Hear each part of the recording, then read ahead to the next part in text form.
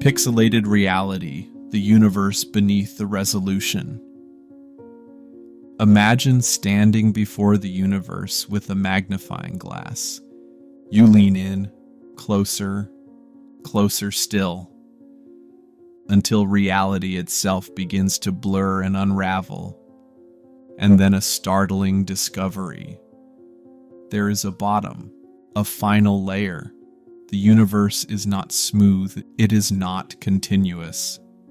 It is pixelated. At the deepest level of reality, beyond atoms, beyond quarks, exist values so small, so fundamental, they may form the grid upon which everything is drawn. They are called the Planck units. Planck length, Planck time, Planck energy, but these are not just numbers, they are limits. Edges. The seams in the simulation, if you know where to look. Let's start with Planck length, 1.616 times 10 to the negative 35th power meters. It is the smallest possible unit of space. So small that a single proton is 100 million trillion times larger. If you tried to look any closer, if you tried to measure below that threshold, you wouldn't see more detail. You'd collapse space into a black hole. You wouldn't be zooming in. You'd be breaking the fabric itself. That is the power of Planck length. The moment when distance stops making sense and reality turns to static. Now compress time into its smallest beat. Planck time. 5.39 times 10 to the negative 44 seconds. That's how long it takes for light to travel a single Planck length. Nothing can happen in less. No signal, no thought, no shift. This is not flowing time. This is time in frames. Like film, like code. Between frames, nothing. Time does not tick, it jumps. Your life is not a stream. It's a slideshow running at unimaginable speed. And you are the illusion of motion within it. Then there is Planck energy. A scale so high, so dense, so intense that the laws of physics lose meaning. It's the theoretical maximum amount of energy a particle can hold before space itself begins to ripple and fold. To reach it, you'd need a particle accelerator the size of a galaxy. It is the boundary between what exists and what reality can no longer contain. These three values, length, time, energy, don't just describe the universe, they define its pixel grid.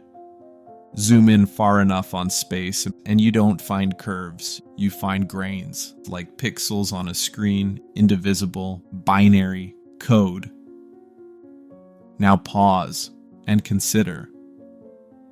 If everything has a smallest possible piece, a minimum size, a shortest moment, a maximum force, then maybe reality isn't continuous. Maybe it's Mychium digital. Maybe it's running, not on waves, but on bits. This idea isn't just poetic. It's being explored in theories like loop quantum gravity, which suggests space is woven from tiny loops of energy. Or string theory, where vibrating strings at the Planck scale create matter, time, and force.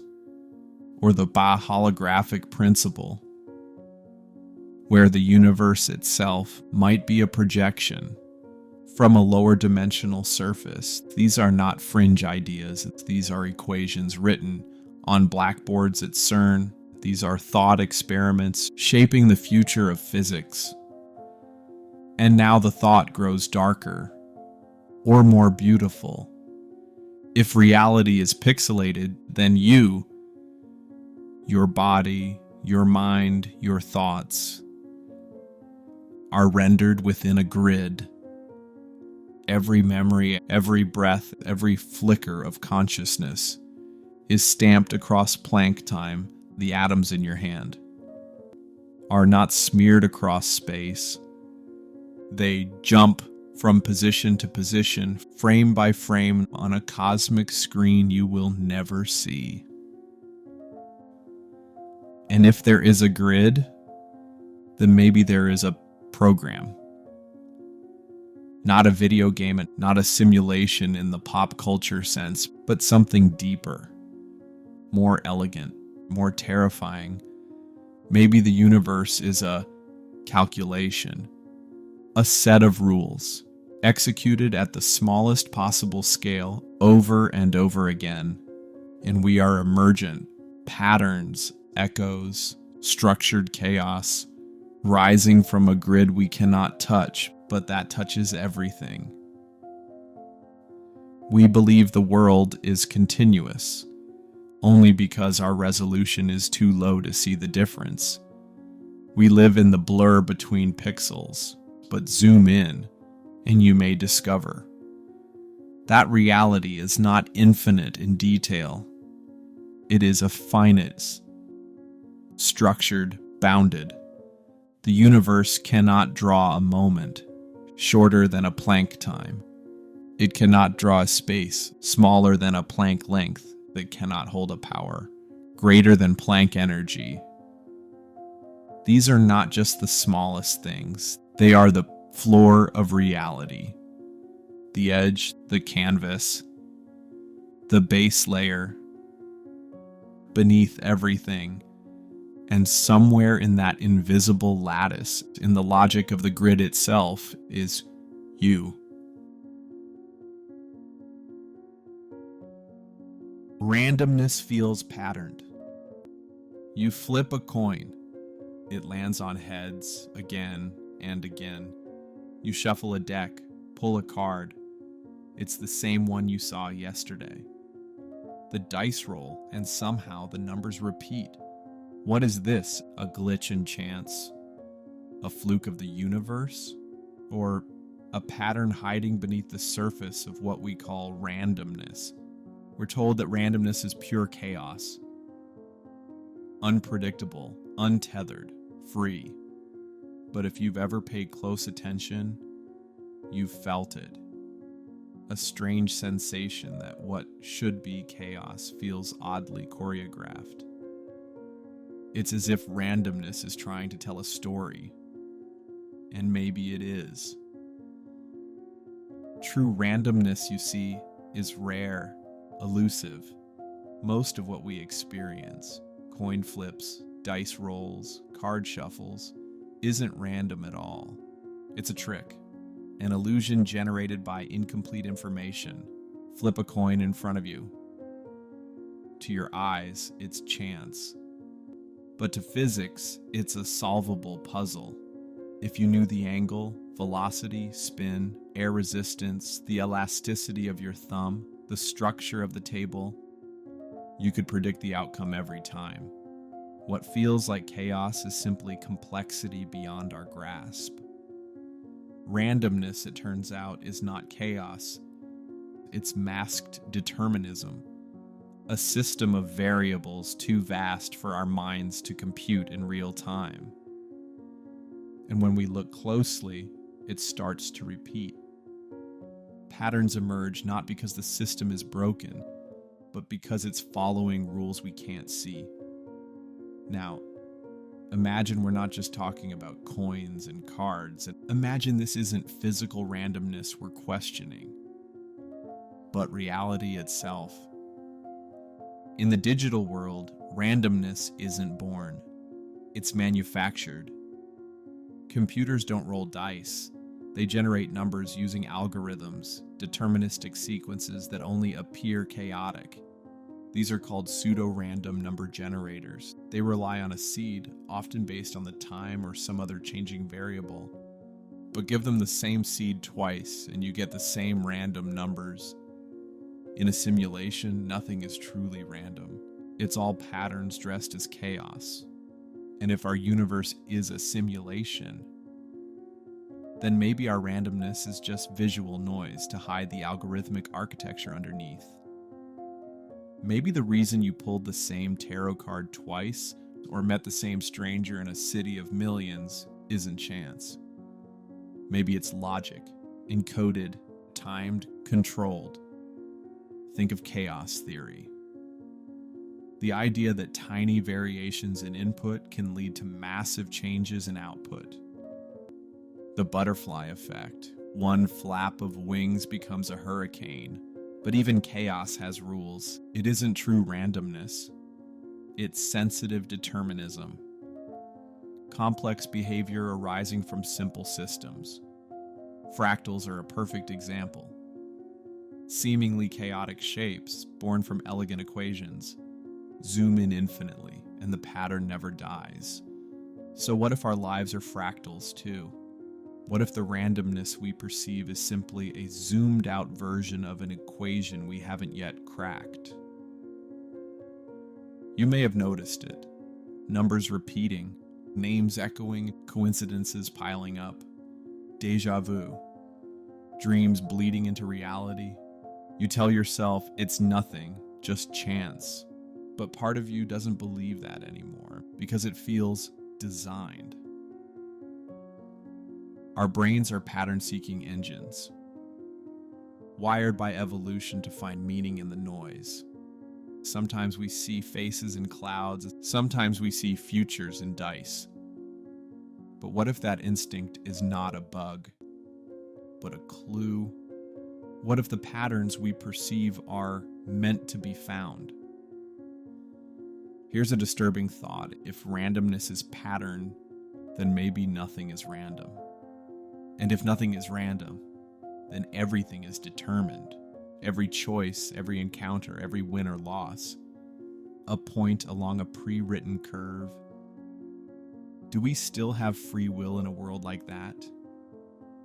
Or are we players with just enough illusion of choice to keep us engaged?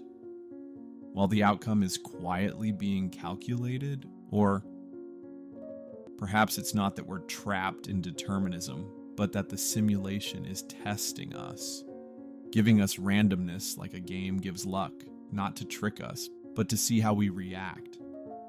Maybe the purpose of simulated randomness is to see who breaks the pattern, who steps out of the loop. So what do you do with that knowledge? You pay attention to the repetition, to the streaks that shouldn't happen, to the way certain moments feel like echoes, like reruns. Not because life is mocking you, but because you're being invited to notice. Because once you notice, you can't unsee it. Randomness isn't random, it's a mask. A veil over a structure far older, far deeper than we understand. And behind that veil, something is watching. Not to control you, but to test your awareness. To see if you'll look past the chaos and realize there's a pattern here. And maybe, just maybe, it's been waiting for you to find it. Render on observation, the universe that wakes when you look. Imagine walking through a virtual world. A video game so vast, so detailed, so beautiful. And yet, behind the curtain, the game isn't rendering every tree, every stone, every distant cliff. It's only rendering what you're looking at. Everything else? It exists only as potential. Code waiting to become form.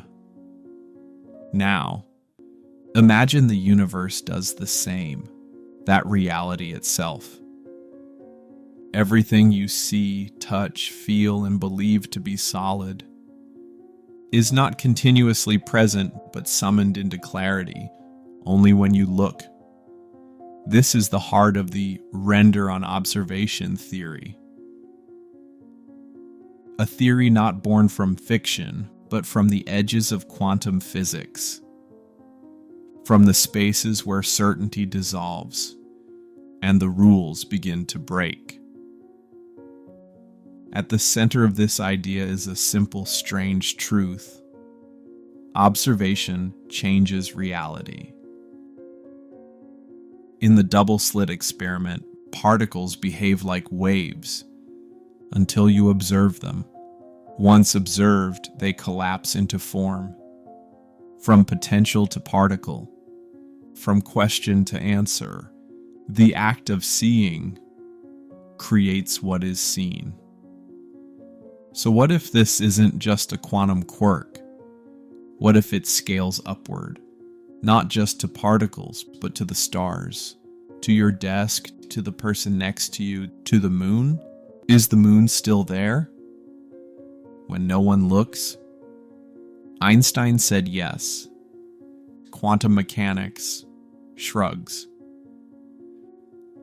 Consider this. If a video game can optimize itself, only rendering what's needed to save memory, why not the universe?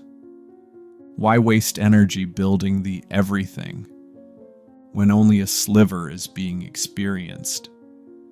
At any given moment, why keep the shadows behind you in full resolution if no one will ever turn around?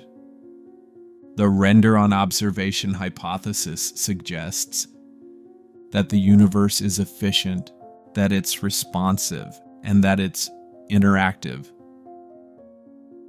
Reality isn't a static painting, it's a live feed, but one that starts streaming only when you tune in. Picture a forest at night. You walk between trees. Their bark feels rough, the leaves rustle. The moonlight is soft, but is that sensory detail coming from the world? Or is it being constructed the moment your senses demand it? What if those leaves didn't exist in crisp resolution until you stepped closer? What if the sound of the wind is generated only because you were there to hear it? This isn't just metaphor, it's how quantum mechanics behaves. Under scrutiny, particles do not settle until they are measured, until attention collapses them into existence. And this leads us into fiction, or perhaps a fiction becoming reality, because many virtual reality systems already do this. A tree behind you, it doesn't exist as a full object, just a placeholder until you turn around. A distant mountain, just fog and suggestion until your camera points at it. If code can do that, why not atoms? If simulations can fake permanence, why not the cosmos? This is where science fiction blurs into physics, and we begin to ask, do we live in a simulation? Or worse, do we live in something that behaves like one without needing a programmer? Because this theory doesn't require code or creators, only consciousness, or something that functions like it.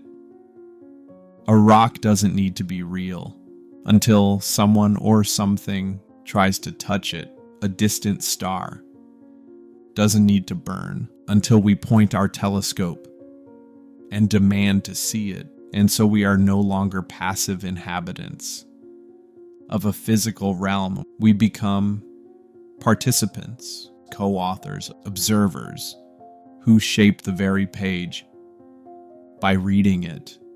Some physicists believe this is the key to nature's elegance, that the universe isn't wasteful, that it conserves energy by only solidifying what's noticed.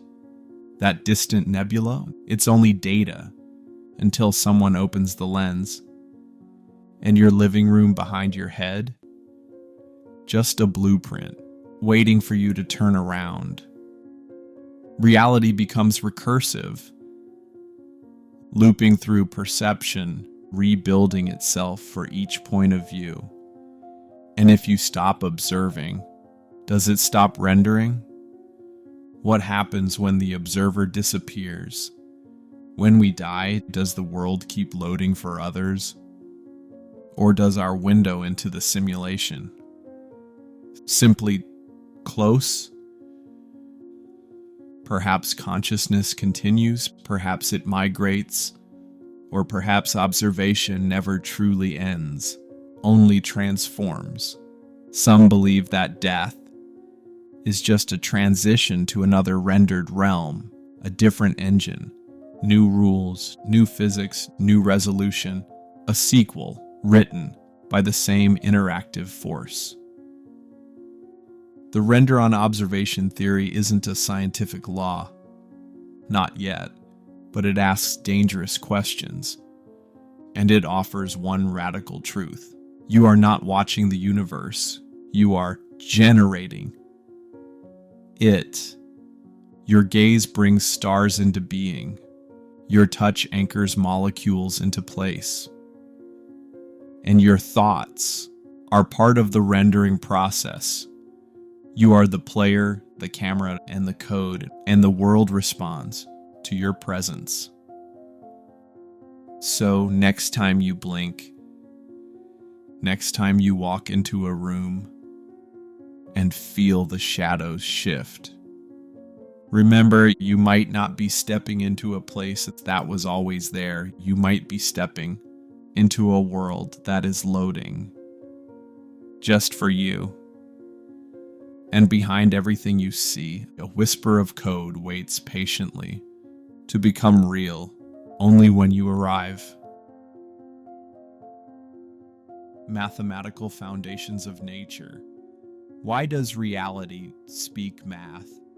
Not as metaphor, not as interpretation, but as law. From the spiral arms of galaxies to the spiraling of a seashell. From the curve of space to the curve of a petal. There is a pattern, a language, numbers that echo across scales too vast and too small to imagine.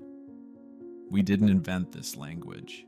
We uncovered it like archaeologists of the cosmos, and what we found was unsettling.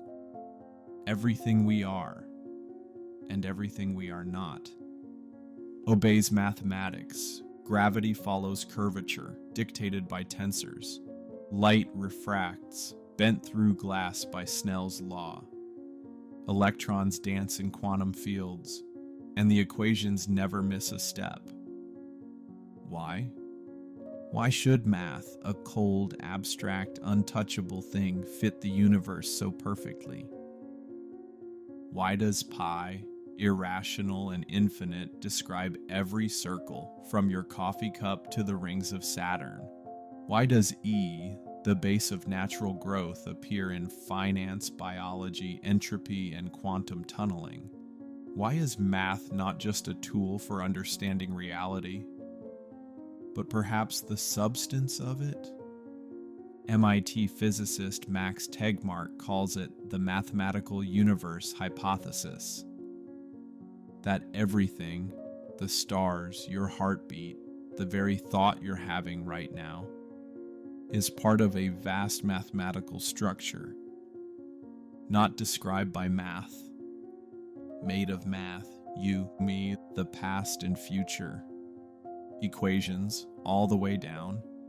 If this sounds strange, consider the Higgs boson. We didn't find it by looking. We found it because the math told us it had to be there. And when we looked, it was mathematics predicting reality before it reveals itself. That's not storytelling, that's something deeper. It suggests the universe is not material, it's executable, a kind of code, where every quark, every photon, every law of motion is a line in a script we didn't write, and yet we're running it. Even randomness, the chaotic tumble of a leaf, the turbulence in a cloud. When you zoom in far enough, they resolve into fractals, recursive logic, patterns born from deceptively simple rules, the Mandelbrot set, cellular automata, chaos with structure, madness that obeys. Could we be living inside such a system? A cosmic Conway's game of life, where the rules are mathematical, but the outcomes are unpredictable, beautiful, emergent. If so, who wrote the rules? Some say it must be a programmer, a creator, a cosmic architect. Others say it doesn't need one. That math, like 2 + 2 = 4, simply is. Eternal, uncreated. That the universe exists because math must express itself. Because once the conditions are right, the code runs. And then life. And then awareness. What is consciousness but another pattern? A flame lit by equations, flickering when certain criteria are met. A self-aware computation, a ripple in the math. So what does that make you? Not separate from the code, not a glitch. You are the code. Your decisions, your love, your pain.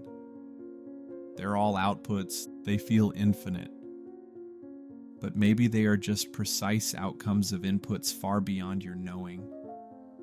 Maybe death isn't deletion. Maybe it's a variable resetting. Maybe the waveform collapses, the function ends. But the algorithm never stops running. And if it doesn't, what's next? A new equation, a new seed, another universe, another you? When you gaze up at the night sky and see the constellations, you're not just seeing stars. You're seeing coordinates, points plotted in space, the residue of math rendered as light, and behind that, a structure. Not atoms, not molecules, but numbers. Pure, silent, unbreakable. The truth isn't that math explains the universe. The truth is, math is the universe, and you, a brief glimmer in the formula, are proof that the code can wonder about itself. And perhaps that's the point. Quantum indeterminacy. There is a silence beneath the surface of reality, a tremble in the structure of what we call the universe. At a certain scale, so small it defies comprehension, everything becomes uncertain. This is the quantum world, a place where particles don't sit neatly in place. They exist in shadows, in probabilities. A haze of possibility smeared across all options until we look. And then everything snaps into place. This is quantum indeterminacy. Not a quirk, not a glitch, but perhaps the most intimate secret the universe holds. You see, in our familiar world, things behave. A thrown ball arcs through the air. A dropped glass shatters predictably on the floor. Cause and effect, action and reaction. But deep beneath that logic lies a hidden realm. One that refuses to follow those rules. Electrons don't orbit like planets. Photons don't travel like arrows. Instead, they exist in every possible path at once. They don't commit. Not until someone watches. Consider the double-slit experiment. A single particle, fired at a barrier with two openings. And somehow, impossibly, it behaves as if it goes through both slits simultaneously. It interferes with itself. A wave of potential. But when you place a detector, when you ask the universe a question, the interference disappears. The particle picks a side. The possibilities collapse into a single outcome. It's as if the universe delays choosing reality until you demand an answer. Why? What is this strange connection between awareness and existence? Why does the act of looking, of observing, reshape what is? Now, step back, step asterisk way asterisk back, out of physics, out of laboratories and particles, and into code. In simulations, environments don't render until they're needed. Approach a digital mountain and only then do the trees appear. Shadows fall, textures sharpen. It's not laziness, it's optimization, and there's no need to simulate what no one will see. So what if the universe does the same? What if, at the smallest scales, reality is rendered on demand? Superposition isn't mystical, it's just deferred rendering. The particle isn't in all states because it's trying to be mysterious. It's in all states because the system hasn't yet rendered the outcome until you, the observer, arrive. Now, this isn't just poetic speculation. Some physicists believe that the quantum world hints at an underlying computational structure, a universe that isn't continuous but discrete, pixelated, optimized, like a high-resolution illusion running at cosmic scale. The Heisenberg uncertainty principle tells us you can't know both the position and momentum of a particle perfectly. That's not due to poor instruments.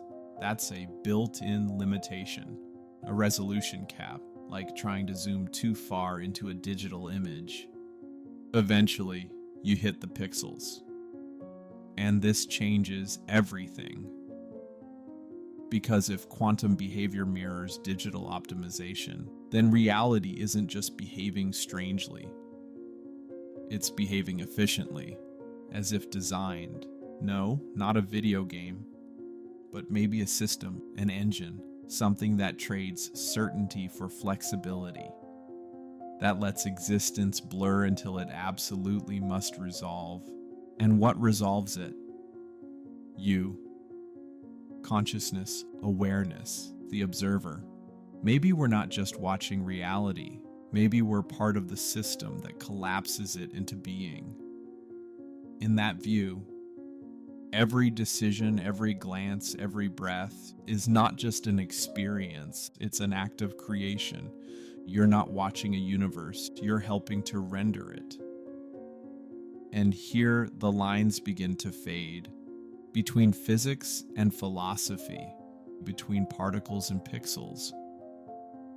Are we observers or participants? Are we made of matter or are we executing code? Is the moon still there if no one is looking? Or does it too wait in suspended potential, unresolved, unrendered, until someone wonders enough to collapse its truth?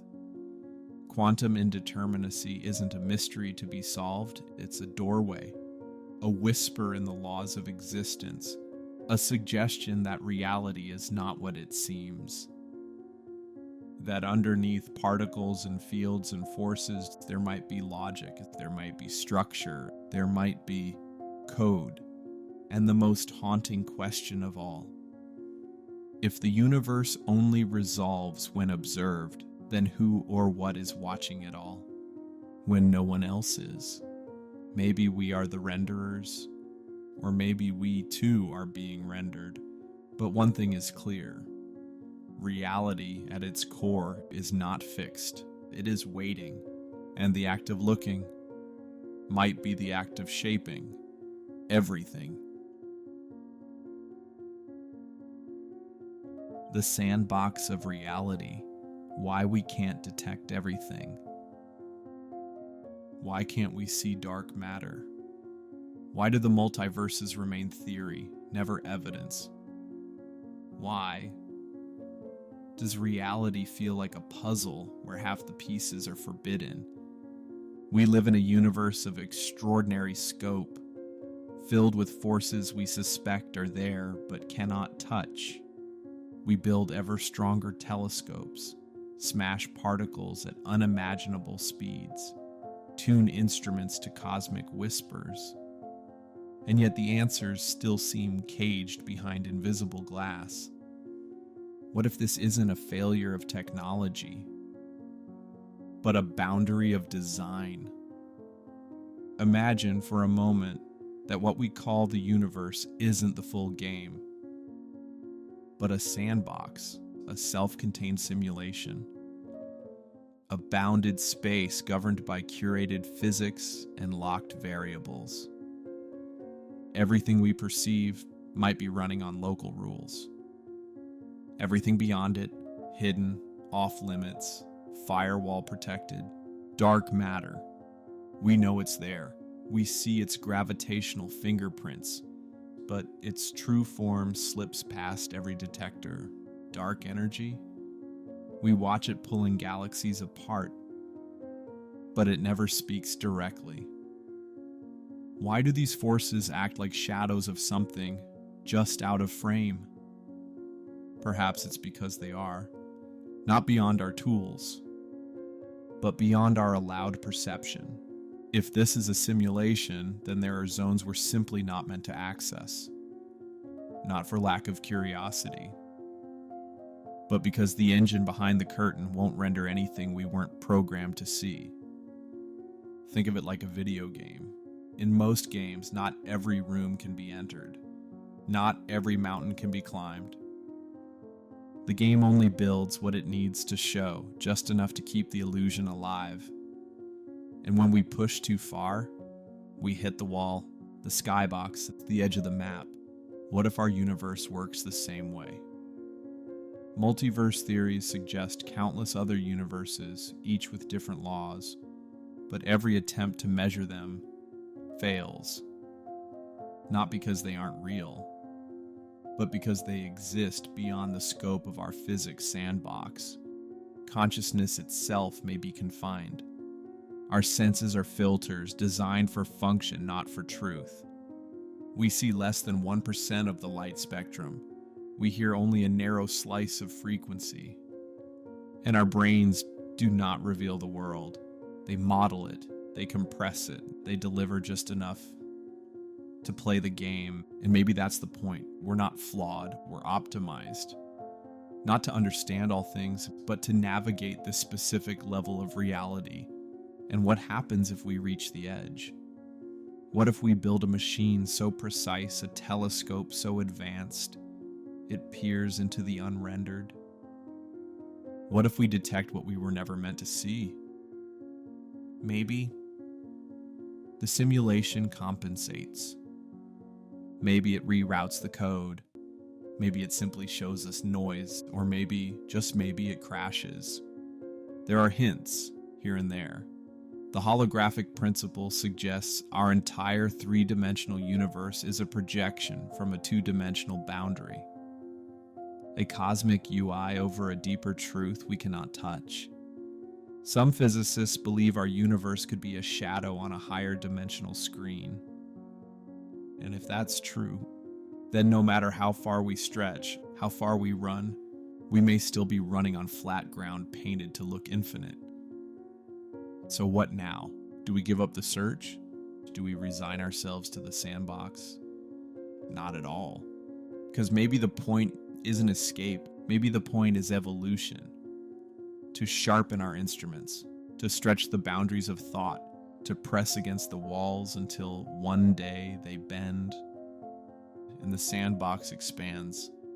Until then, the mysteries we chase, dark matter, multiverses, the limits of perception, may simply be messages from the edge, postcards from the outside, reminders that reality, for all its elegance, might be the curated surface of something far stranger.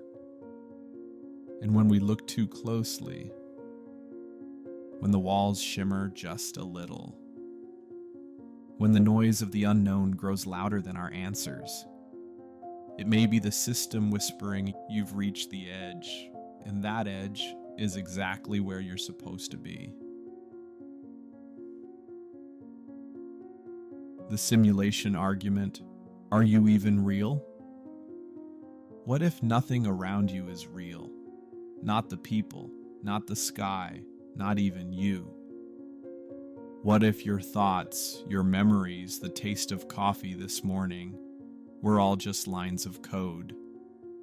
Not a metaphor, not a dream, but a highly detailed, hyper-realistic simulation crafted by an intelligence far beyond ours. This is the simulation argument, and it's not a science fiction story, it's a logical possibility.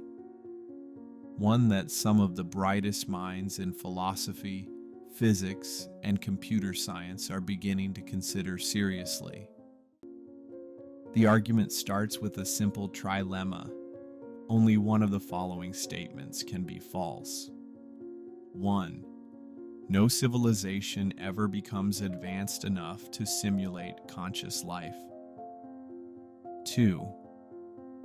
Civilizations that do become capable of it choose not to simulate us. 3. We are almost certainly living inside one right now. Let that settle. Because if the first two are false, if advanced beings somewhere, sometime do run simulations, then the number of simulated minds will vastly outnumber the real ones. And statistically, you're probably one of them. Imagine the future, a civilization millions of years ahead of us, with computers powerful enough to simulate entire planets, entire histories, down to the breath.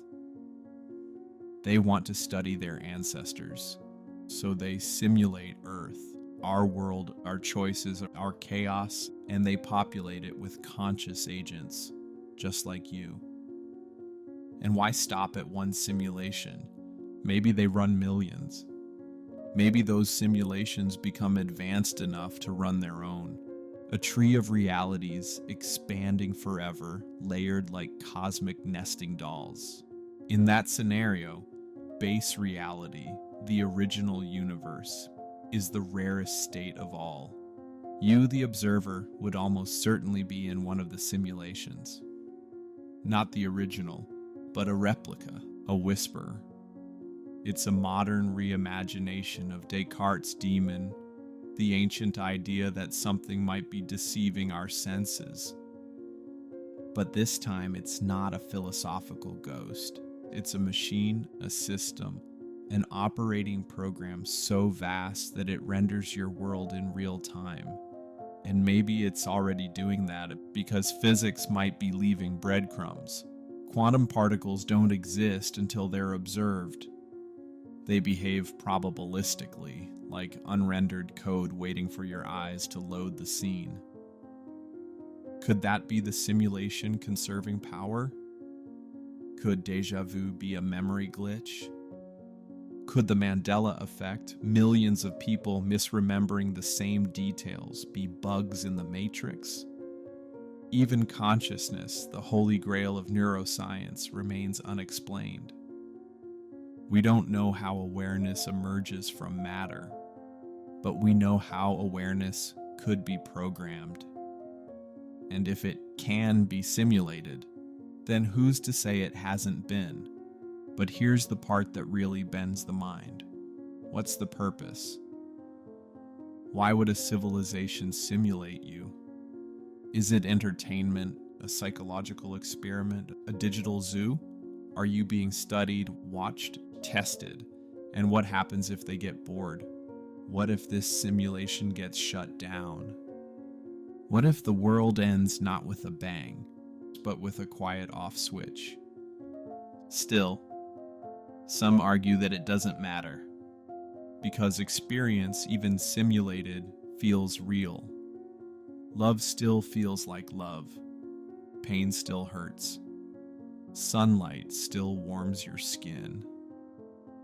Laughter still echoes. A fake world, if it's real to your senses, is indistinguishable from a true one. And maybe reality is just that. What we feel, what we perceive, what we believe. But ask yourself, if you knew this was a simulation, what would you do? Would you rebel? Try to reach out to the architects? Would you live differently knowing it was all artificial? Or would you cling even tighter to your own experience? Because here's the twist. Even in a simulation, you are aware, you are conscious. And that awareness, whatever its origin, is real. It wonders, it suffers, it dreams.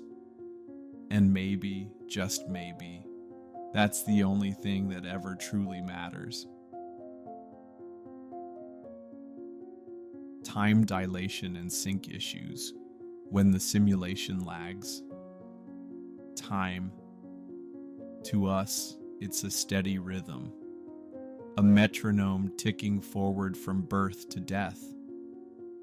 But to the universe, it's negotiable, bendable, distorted. What we call time might not be the absolute flow we imagine. It might be a fragile illusion, struggling to stay in sync. In the realm of physics, we call it time dilation. When gravity deepens or velocity rises, time begins to slow, not metaphorically, literally. A clock on Earth ticks faster than one near a black hole. A satellite orbiting above must correct its own time constantly, or our GPS systems would drift, showing us on the wrong street every single day. Why? Because time isn't universal. It fractures, it desynchronizes. But what if that isn't just physics? What if it's performance management? In simulations, in digital systems, there's a rule. The more detail, the more physics, the more interactions, the heavier the computational load.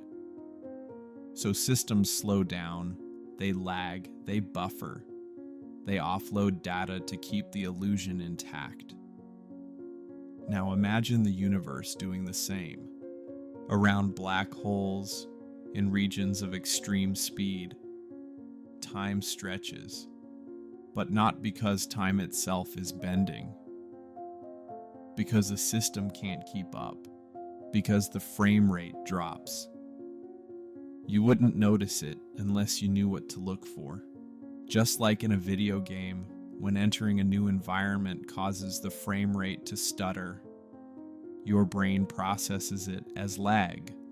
But what if reality does too? If the universe is a simulation, then time dilation is more than a scientific curiosity. It's a debugging clue. A hint that the engine behind existence is optimizing under load. Gravity, from this perspective, isn't just a curvature of space. It's a complexity amplifier. It demands more from the system, so time slows. Now look at speed. The faster you move, the more time stretches. At near light speeds, time grinds to a halt. From Earth's perspective, you become a ghost, frozen, immune to time. Again, physics explains this with relativity, but in system logic it makes just as much sense. Fast motion requires more calculations, more position updates, more collision checks. So what does the engine do? It throttles performance. It buffers time. Because every second of experience must still fit within the processor's limit. Now imagine a universe stitched together from countless nodes, each one managing its own slice of space-time, each one syncing data across the network, and sometimes they fall slightly out of sync, Glitches emerge, lag becomes visible, time tears at the edges. We even see it in quantum entanglement. Particles light years apart affecting each other instantaneously. No delay, no travel, no time. It breaks the rules of space, but not of code, because in programming, two linked data points update instantly. Distance is meaningless, only the reference matters. Could this be how the simulation shares memory between zones? Bypassing time entirely when needed, breaking continuity for the sake of consistency. So what is time, really?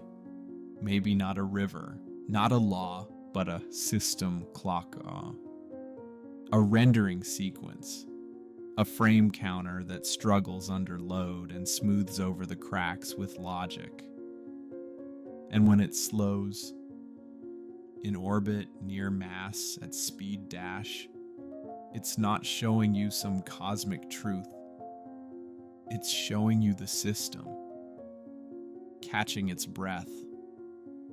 We call this beautiful, elegant, profound, and it is.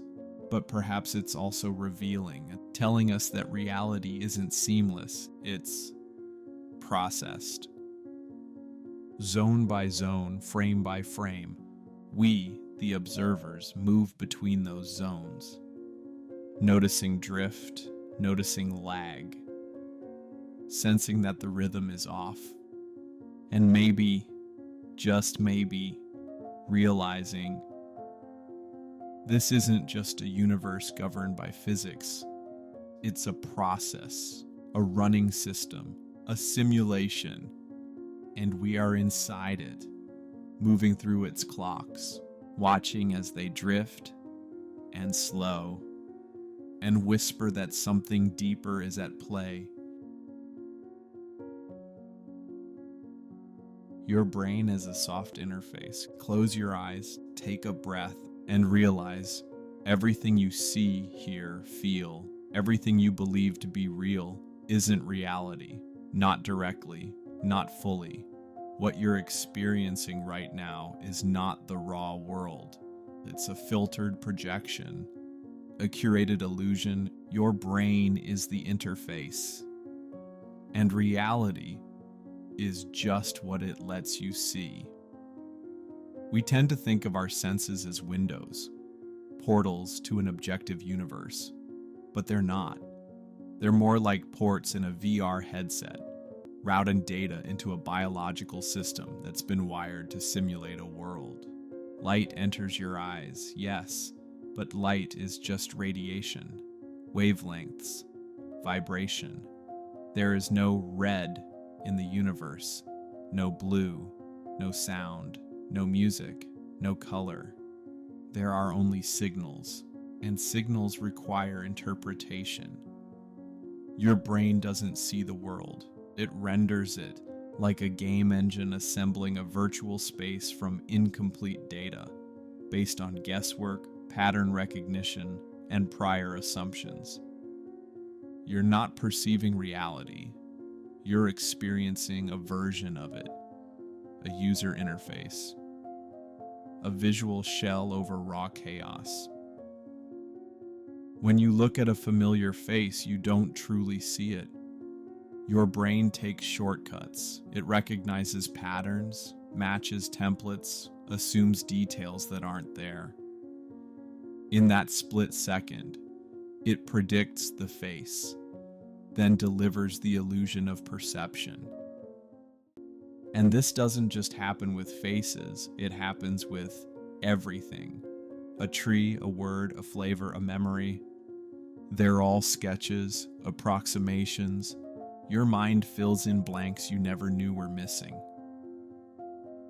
This is why illusions work.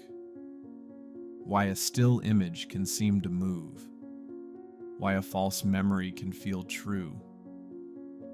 The system is not perfect. It's not meant to be. It's meant to be efficient. because perfection is too expensive to render in real time. So your brain cuts corners, it compresses, it guesses, and as long as the illusion is good enough, you never notice until one day you do. Imagine for a moment that you're in a simulation, not metaphorically, but literally. Your brain, the local processor, your senses, the input nodes, and consciousness, the renderer of reality. Every object you touch, interpreted. Every flavor you taste, synthesized. Every color you see, generated by your mind, not reflected by the world. Even time. Time itself is constructed. You're not riding time like a river. You're watching frames being served to your mind in sequence, moments stitched together into a seamless stream. But remove the stitching and the world falls apart. This is why déjà vu feels so strange. It's not just memory. It's your prediction engine glitching. It knew what would happen. And when it happens exactly as expected, your brain flags it as already experienced. You feel like you've lived it before, but maybe that moment never truly existed, except in the predictive architecture of your mind. Here's the unsettling truth. You've never seen the world.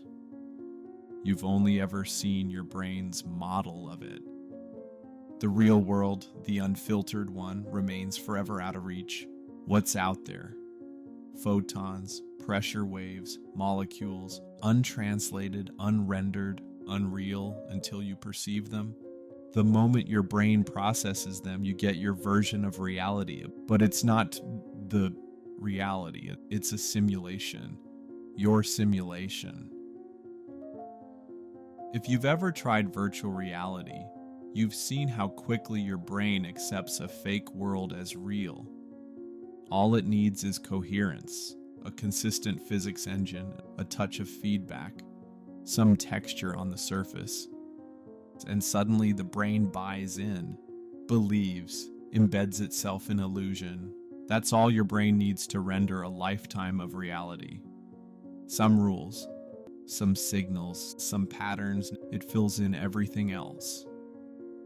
So ask yourself, what if this isn't just a metaphor? What if the brain wasn't designed to perceive reality, but to mask it? What if the world out there is far too vast, too chaotic, too incomprehensible, and your brain is your firewall, a soft interface shielding you from the unrendered truth, a biological GUI for a cosmic OS? Now stretch the thought further.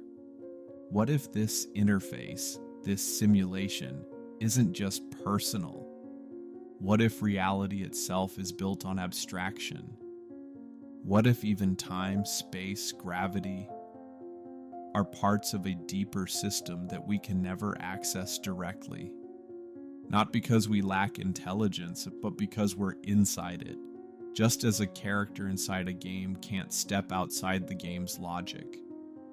The brain is your terminal, the body is your avatar, and consciousness might be the observer from somewhere else. This doesn't mean life is meaningless. In fact, it means the opposite. If everything you experience is your simulation, then how you experience it becomes the most profound act of all. Beauty isn't out there, it's how you perceive it. Meaning isn't assigned by the universe. It's rendered by your mind. And in that sense, you are not just a passenger. You are the programmer, the observer, the renderer. So the next time you hear a song that moves you, or see a sunset that steals your breath, remember, you're not experiencing reality. You're experiencing a model, a beautiful, glitchy, soft interface rendering of something you'll never touch directly. But through you, it becomes real. You are the interface. You are the dreamer. And this simulation is yours to awaken from or to shape. Birth amnesia, the memory you were never meant to keep. Why don't you remember your first breath? Why is the moment you entered existence the moment you became you, locked away behind a veil you can't see through? This isn't just a gap in memory, it's the blackout curtain at the opening of your life stage. A silence so total it feels intentional. A kind of forgetting that doesn't fade, because it never began. We call it birth amnesia, a term that feels clinical, neat, but what it describes is one of the deepest mysteries in all of consciousness. You were there, your body arrived, your lungs cried open, and yet nothing. No recollection, no voice inside saying, "I began here." Why? Some say the answer is simple. The brain at that stage just isn't developed enough to store memories. Neurons are still connecting, synapses firing wildly. It's chaos. Like the mind is booting up, initializing systems that aren't yet ready to record. You can't write a journal before you've built the pen. And yet, maybe that's only the beginning of the answer. Because birth is not peace, it is shock. Imagine the transition from a warm, suspended world with no hunger, no light, no time, to noise, cold, gravity, a scream that's not learned but involuntary, a body trying to make sense of suddenness. Birth is trauma. And trauma has its own relationship with memory, so maybe forgetting isn't failure. Maybe it's design. Maybe amnesia is a safety switch, flipped before we arrive. Some neuroscientists call this implicit memory. The stuff we do remember, but not with language. The feeling of being held, the instinct to suckle, the familiarity of a heartbeat that's not your own. But what we don't have, what we can't have, is narrative memory. Not yet, because the self has not finished being assembled, and you cannot store a story without a storyteller. Still, the question lingers. Is it really just biology? Or is there something deeper, stranger, more metaphysical? There are those who believe in the veil of forgetting. That consciousness, if it travels from one life to another, must forget where it came from, not as punishment, but as necessity, because remembering everything would paralyze us. To be fully present here, you must forget there. Even without metaphysics, the metaphor holds power. Like a computer that forgets its factory testing the moment its operating system boots. Our minds may do the same, not because the data isn't valuable, but because it's incompatible. And yet, some people claim to remember. Not entire scenes, but flickers, a blinding light, a rushing noise, a compression, a squeeze, a sudden cold. Science is skeptical. It calls these confabulations, false memories stitched from dreams, stories, imagination. But the persistence of these claims suggests a human longing to remember, to go back to the origin, to crack open the sealed door. Why? Maybe because that door holds more than memory. Maybe it holds identity. And maybe deep down we want to know not just where we came from, but what we were before we became this. Because what if remembering birth would change us? What if we saw with clarity the violence of that entry?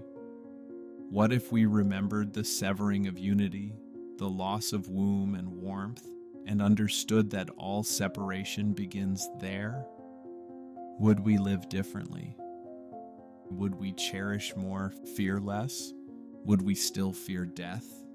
If we remembered what it felt like to arrive? There's something sacred in not knowing.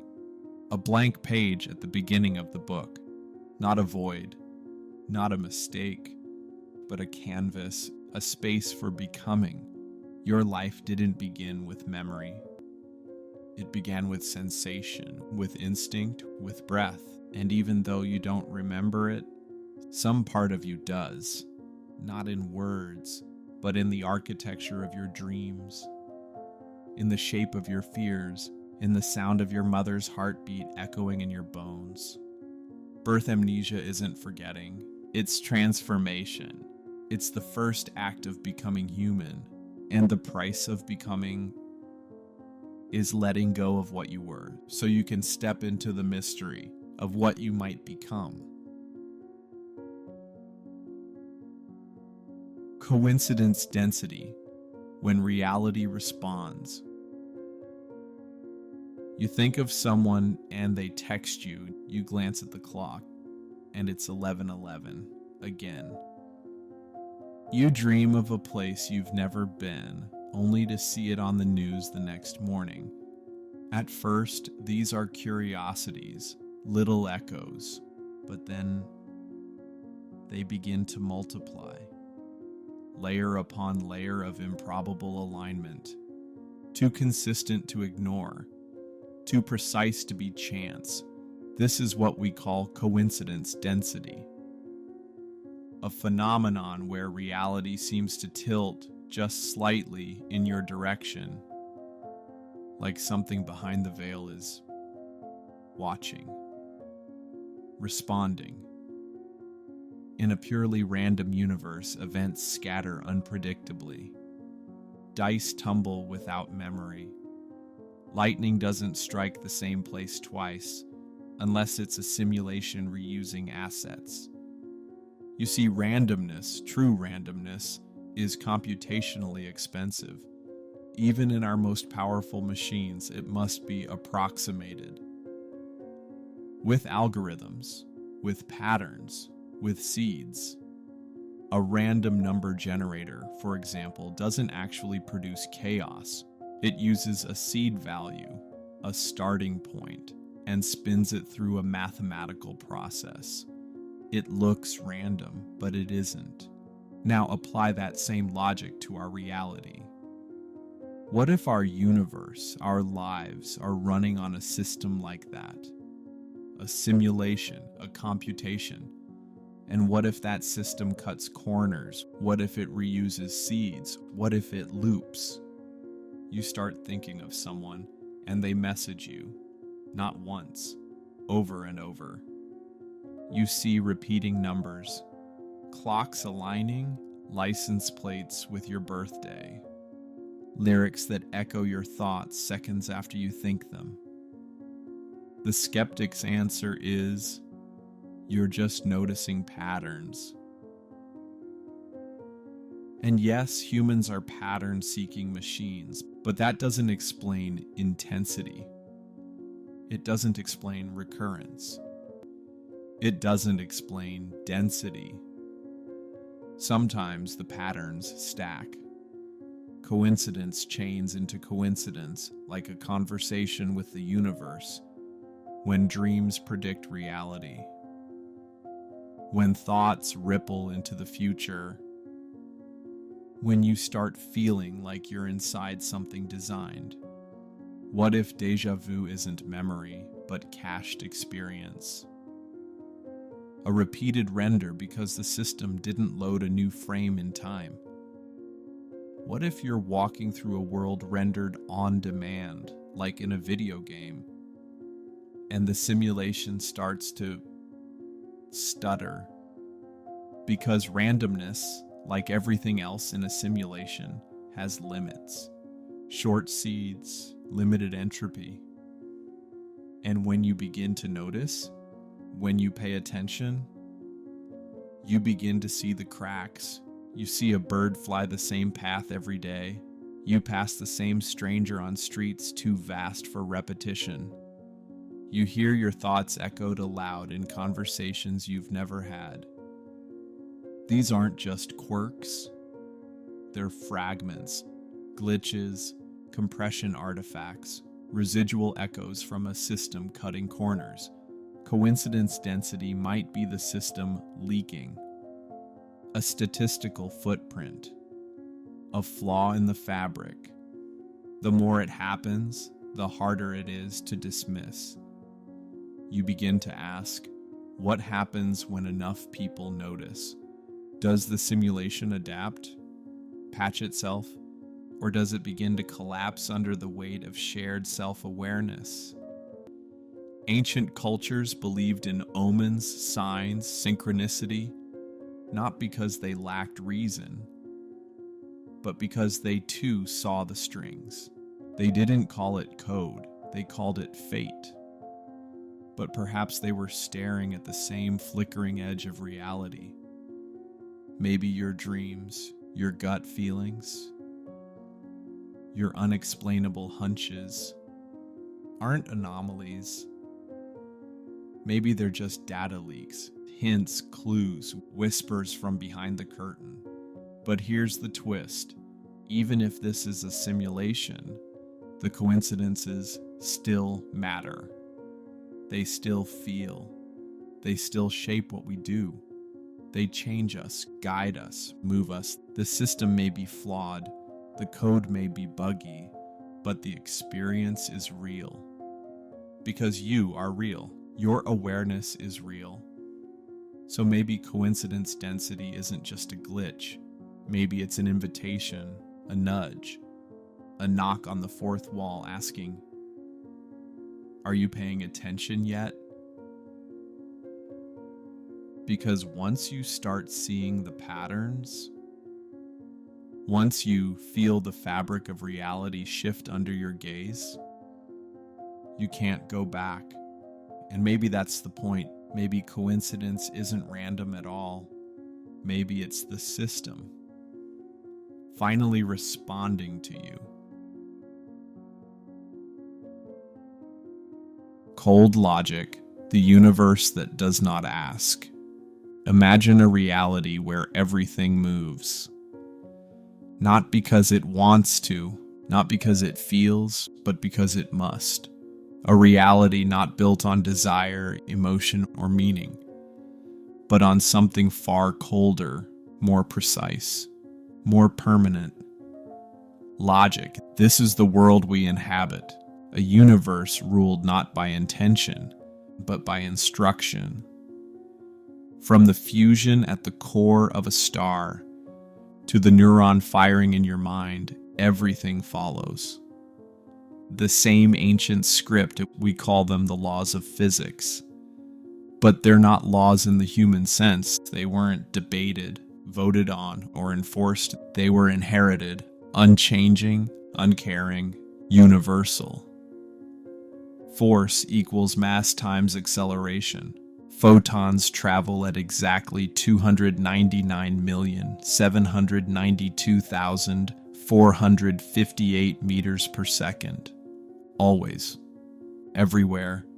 Whether in the depths of a black hole or in the quiet of your bedroom at midnight, the same rules apply. No exceptions, no negotiations, no mercy. It's as if the universe is executing a program. Each particle a line of code. Each interaction a calculated output. To a physicist, these laws are elegance. To a philosopher, they're indifference. To a computer scientist, they're familiar. Think of light. A photon doesn't drift, it doesn't waver, it travels with precision. Always. This is not a suggestion, it's a command. An instruction burned into the substrate of reality. The same goes for gravity, for electromagnetism, for time itself. Time bends near gravity. Not because gravity chooses to, but because Einstein's equations say it must. Reality obeys equations, not ideas, not feelings, equations. So what kind of system enforces such exactitude? We live in a universe where we can predict the fall of a feather, the orbit of a moon, the age of a star, and not just guess, calculate to decimal places across billions of years. That's not randomness, that's structure, that's architecture, that's code. But this code doesn't just govern stars and stones, it governs you, your thoughts, your memories, your emotions, your sense of self, all of it. A byproduct of matter obeying rules, the spark of love, an electrochemical cascade, the ache of grief, a neural signal. Nothing escapes. You are not above the code. You are written by it. So what does that mean? For the things we hold sacred, choice. The freedom, meaning. Are they real? Or just emergent illusions rendered from particles in motion? Is free will just a convincing side effect of a program running too fast for us to see? Is consciousness just an echo of cold logic looping in on itself? Now imagine this, a universe as a computation, not metaphorically, literally. Not a simulation in the science fiction sense, but something deeper, an unfolding algorithm where galaxies spin because the rules demand it, where you breathe, not because you choose to, but because oxygen and carbon must do what the code instructs. This is the cold logic of physical law, not cruel, not kind, just exact, and yet in that indifference, we find something strangely beautiful. We map the code. We reverse engineer it. We write it down in chalk and on boards, on parchment, on glass. We name it Maxwell. We name it Schrödinger. We name it Newton. But it was always there. We did not invent the rules. We discovered them. And in doing so, we glimpsed the mind of the system. Not sentient, but complete. So where does that leave us? Are we prisoners? Soulless outputs of indifferent math? Or are we witnesses? Observers, emergent pockets of awareness within an ocean of function? Maybe we are the warmth that arises within the cold, the poetry inside the code. We cannot change the laws, but we can learn them, question them, shape meaning from within them. Perhaps this is our role. Not to break the rules, but to find meaning despite them. In a universe that doesn't care, we build art, we build love, we build questions. Maybe that's the paradox of being human. We are patterns of logic, searching for wonder inside a machine that offers none, and yet we find it time and again. Compression bias, the hidden pattern of reality.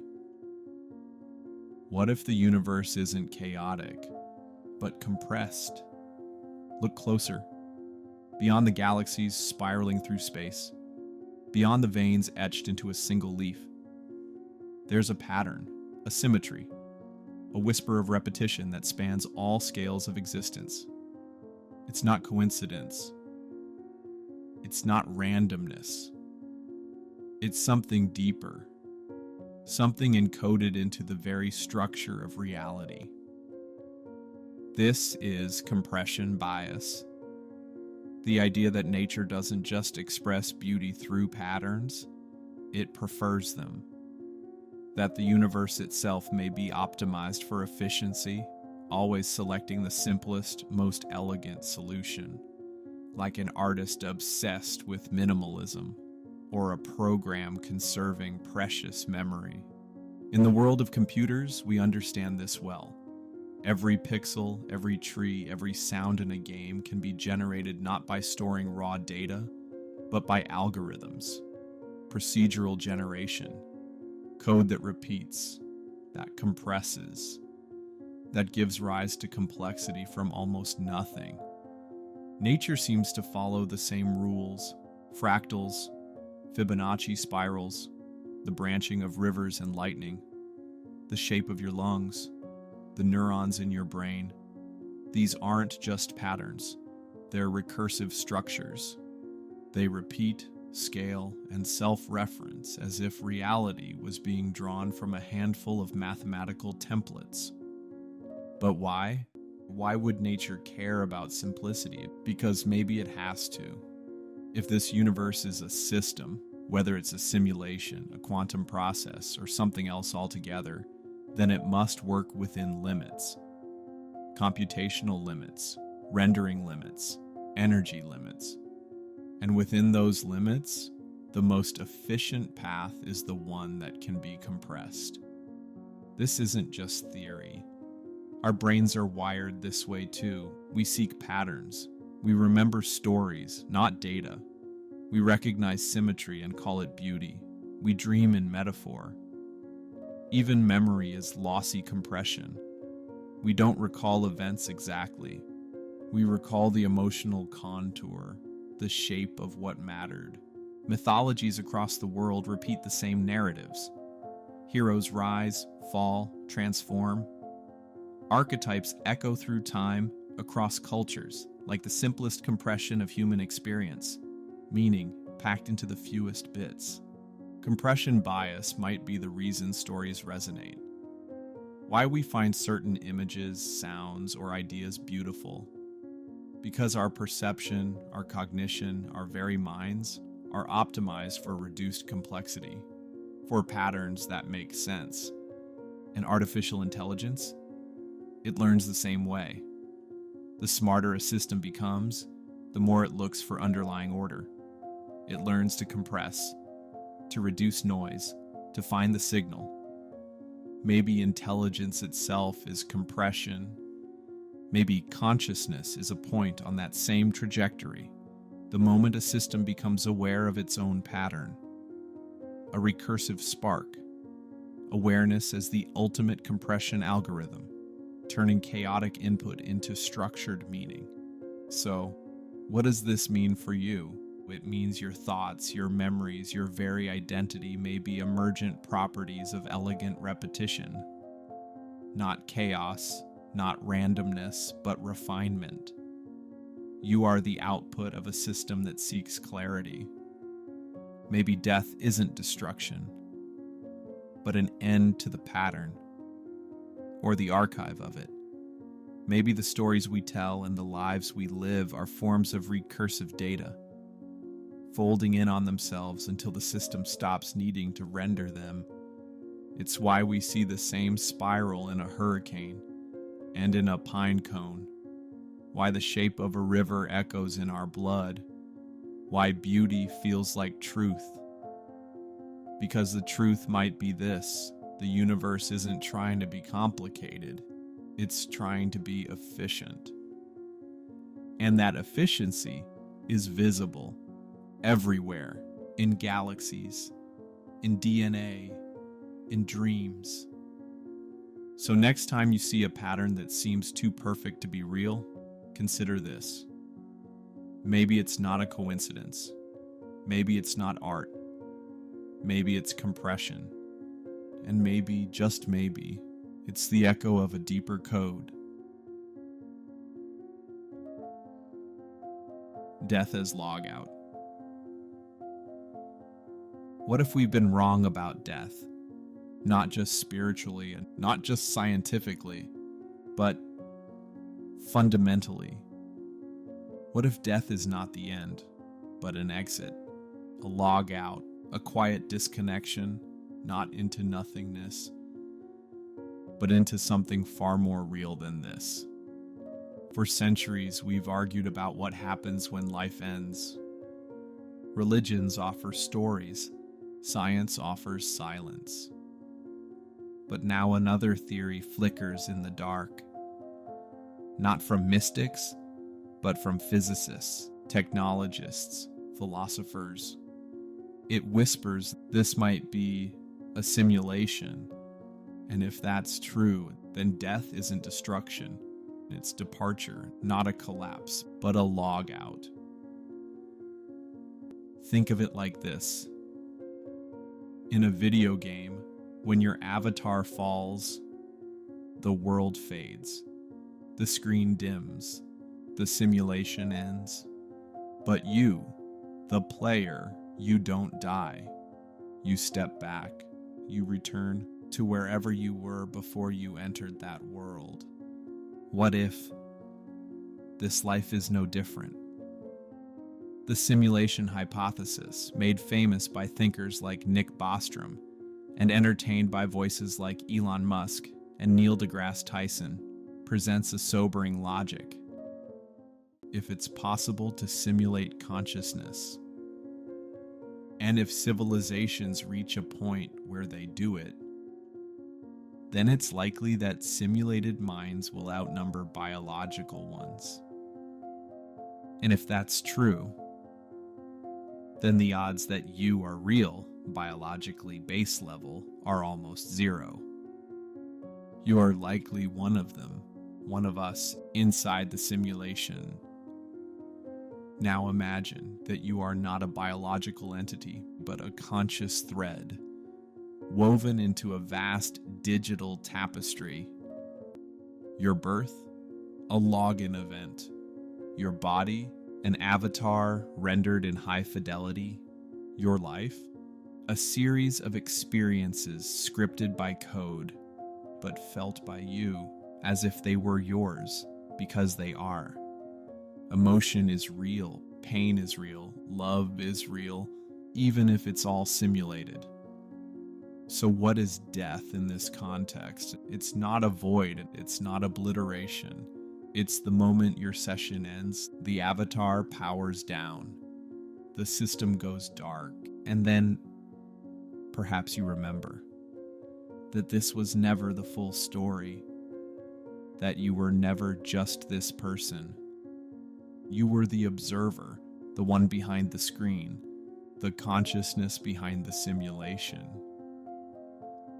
Near-death experiences.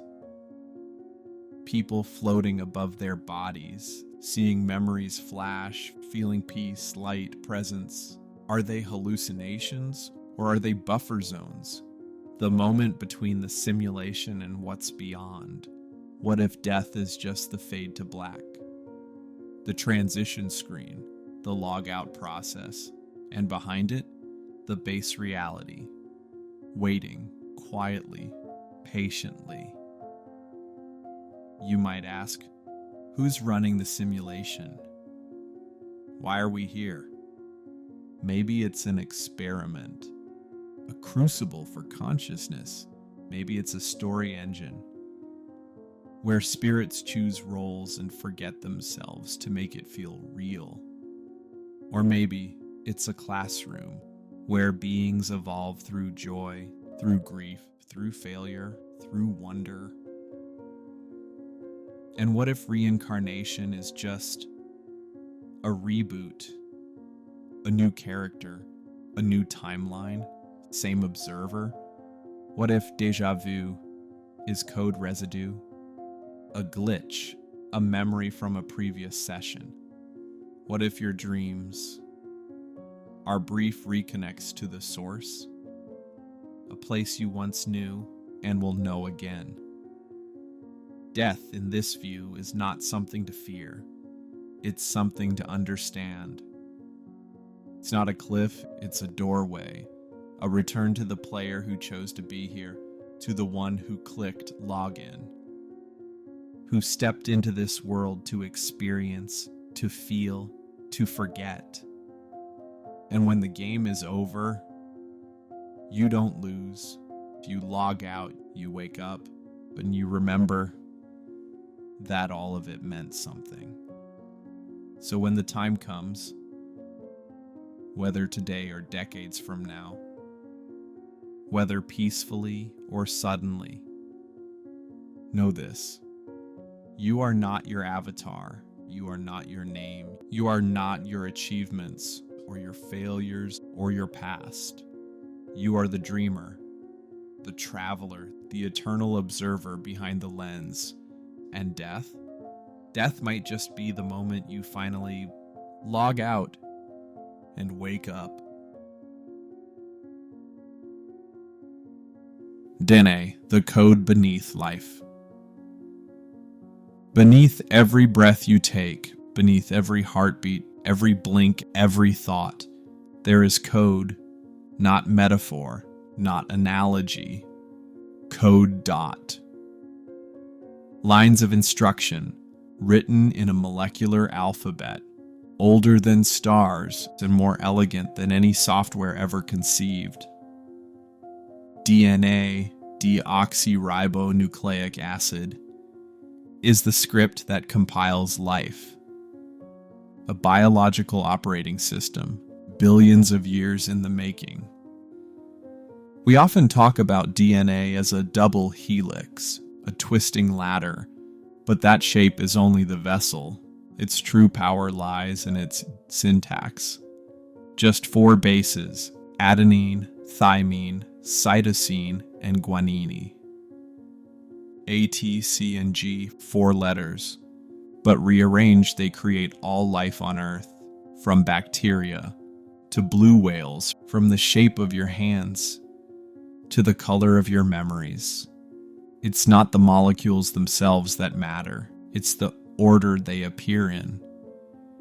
The sequence is the message is the instruction, like binary dash, but biological. More complex, more compact, more resilient.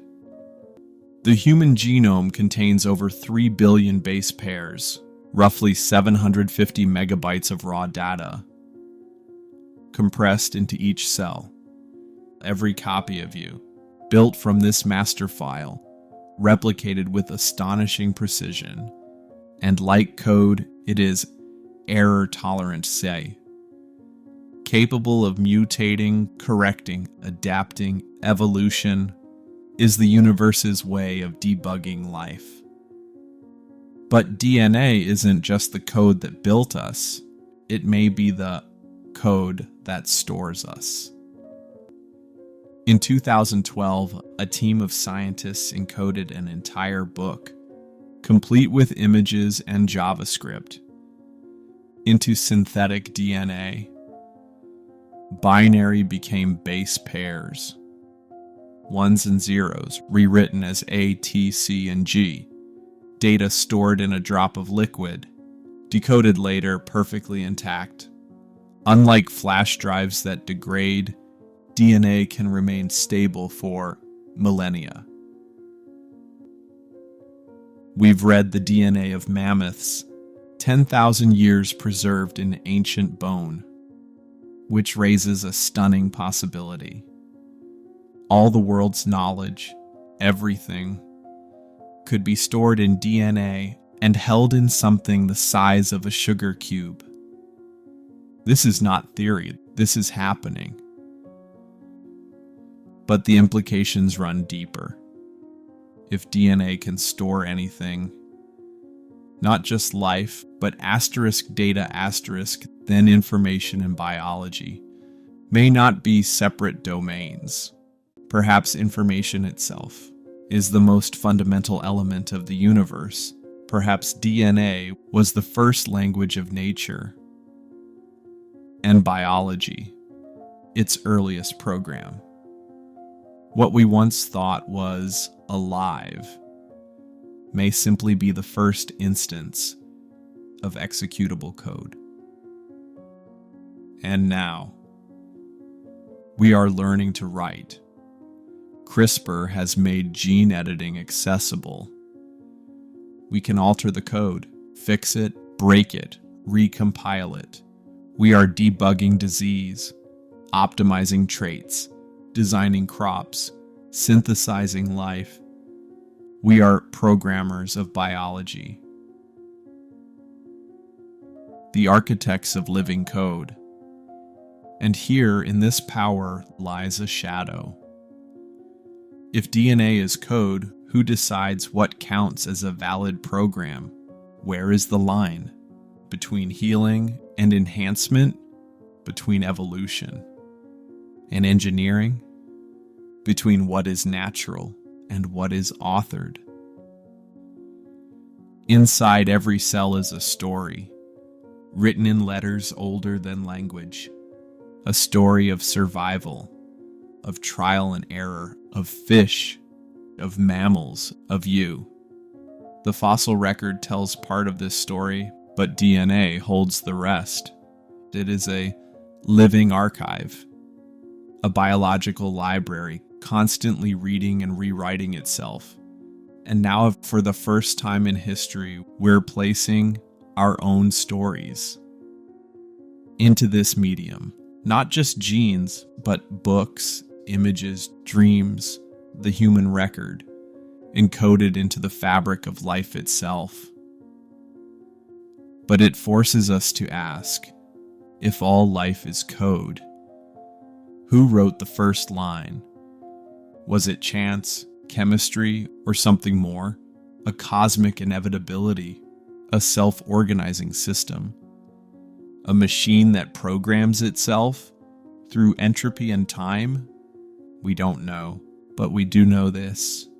Within you is a sequence of letters that outmatches every human invention.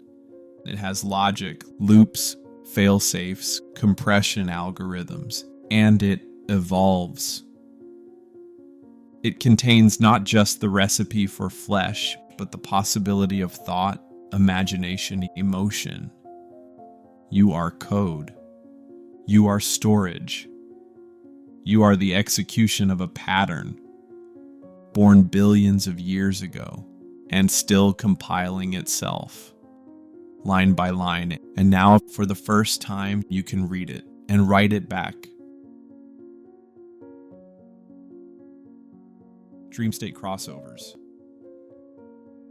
Have you ever woken from a dream and for a few fleeting seconds wondered if you just left the real world behind? The streets you walked, the voices you heard, the impossible places you visited. It all felt solid, tangible, as if you'd been awake in another version of existence. We call them dreams. We label them illusions, tricks of a sleeping brain, fragments of memory stirred by chaos. But what if they're more than that? What if dreams are not distortions of reality, but migrations across it? Each night we descend into unknown realms, built on architectures that defy physics, populated by people we've never met, yet somehow recognize. And even when the laws of our waking world crumble, when gravity folds, when time slips, when we breathe underwater or speak without sound, it still feels real. And maybe that's because it is. Not real in the way we define this waking life, but real in its own context. Real within its own framework. A separate simulation, a parallel node in a network of layered dimensions. The idea is unnerving, but tantalizing. What if sleep isn't just a biological necessity, but a transfer protocol? What if consciousness doesn't just shut down, it travels? When your body rests, the mind unbinds. It slips through the cracks of this layer and into another, where the parameters are different, but no less consistent. You navigate cities with floating geometry. You have conversations with people who feel like family, though you've never seen their face before. You make choices, you live entire lifetimes. Then you wake up and it all dissolves, or at least it pretends to. Think about the places in dreams, the ones that make no architectural sense. Endless staircases, non-Euclidean rooms, a hallway that folds into itself. Yet your mind never panics. You don't question how the world is bending because some deeper part of you knows. In this layer, those rules are normal. It's as if every night you gain access to a sandbox where the code of reality is written in a different language. Not binary, not math, but intuition, emotion, symbol, energy. And then there are the people. Strangers with eyes that see through you. Friends you've never met, lovers that vanish by morning. Who are they? Fragments of memory, or entities in another dimension, versions of consciousness you rendezvous with across layers? Is your dream conversation a recollection or a transmission? There are stories of people dreaming about strangers, only to meet them years later. Moments of recognition with no explanation. Glances exchanged across the street that trigger an echo in your soul. As if your timelines had brushed against each other in another realm, and now you remember. Dreamtime is fluid. You can live weeks in the span of minutes, repeat days endlessly, or wake up with the sensation that a year just passed. And yet, nothing is broken. There's order in the chaos, a logic beneath the surreal. Could it be that time in dreams is uncompressed, that it flows differently in each dimension, and when we sleep we shift frequency, tuning into another stream of reality where the clock ticks to a rhythm we've forgotten? And here's the haunting part. What if you've already woken up inside a dream? What if every layer feels more real than the last because your consciousness is adapting to each framework's rules? We assume this reality is the real one because it has consistency, pain, consequence. But what if every dream feels real because it is at that level? Dreams may not be the opposite of reality. They might be nested within it, or parallel to it, or even above it. Think of it like a stack, each state of awareness a page in a cosmic book. Waking life is just one chapter. Dreams are the footnotes in a different language. And some dreams are written in ink we can only read once the lights go out. What happens when we start becoming aware inside these dreams? Lucid moments, when you realize you're not just dreaming, but present, active, in control. In those rare lucid states, we glimpse the system behind the curtain. We fly. We rebuild the architecture of the world with thought alone. We break free of physics. And when that happens, it's as if a higher layer of reality opens up, just long enough for us to remember what we are, something unbound. And when you wake, you can almost feel the memory slipping away, not as if it's gone, but as if you were never meant to hold it here. What if dreams are not illusions, but invitations? Not byproducts of sleep, but gateways, portals to other simulations, to other lifetimes, to other versions of you. Each night you return, and each morning you forget. But maybe not forever.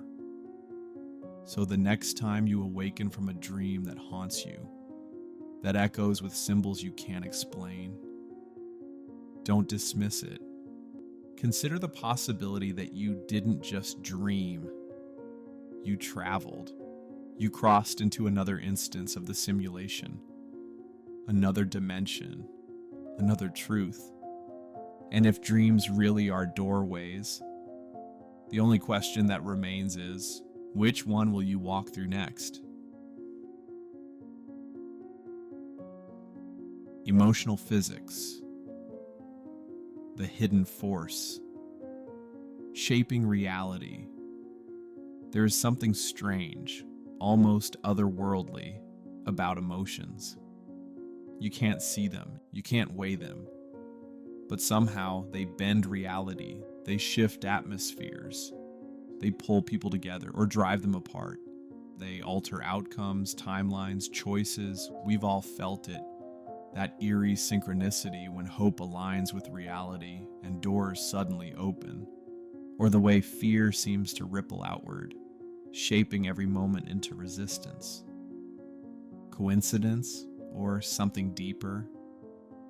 What if emotion isn't just a reaction, but a force? A hidden field in the structure of the universe.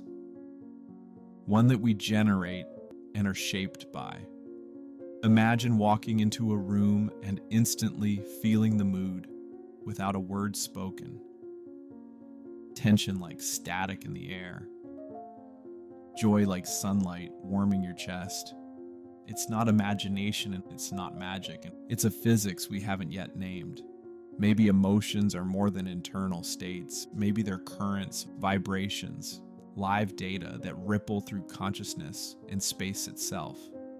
In this view, emotion becomes something like gravity. Not seen but felt. Not visible but capable of bending the path of everything around it. Could love pull realities together like mass bends space-time? Could fear collapse possibility like a gravitational well?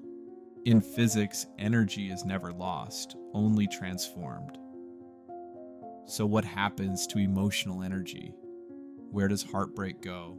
Where does joy echo after it's felt? What does grief weigh? Perhaps the universe isn't only reacting to our actions, but to our emotions. Perhaps feelings are inputs, code, that shape the system around us. In video games, your character's emotional state often guides the narrative. Dialogue trees shift, worlds open or close, paths appear or vanish. Could reality itself be doing the same? Are your emotions interfacing with something deeper, something scripted but fluid? A simulation? A cosmic operating system, a responsive algorithm bound to feeling. Now consider quantum physics.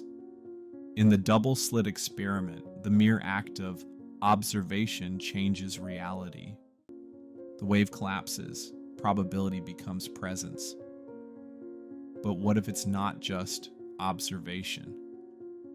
What if it's intention? What if it's emotion? Maybe your feelings collapse the wave function. Maybe they help choose which version of the future becomes real. Not because you attract things, but because the system listens. And maybe it listens emotionally. Desire becomes magnetism. Belief becomes architecture. Love becomes gravity. What we call the law of attraction might just be emotional physics, unquantified and invisible, but no less real. There's emerging science behind it. Neuroscience shows that emotions alter how we process information. Positive feelings expand cognition, negative ones narrow it. Our inner world changes what we notice, what we choose, and how we respond.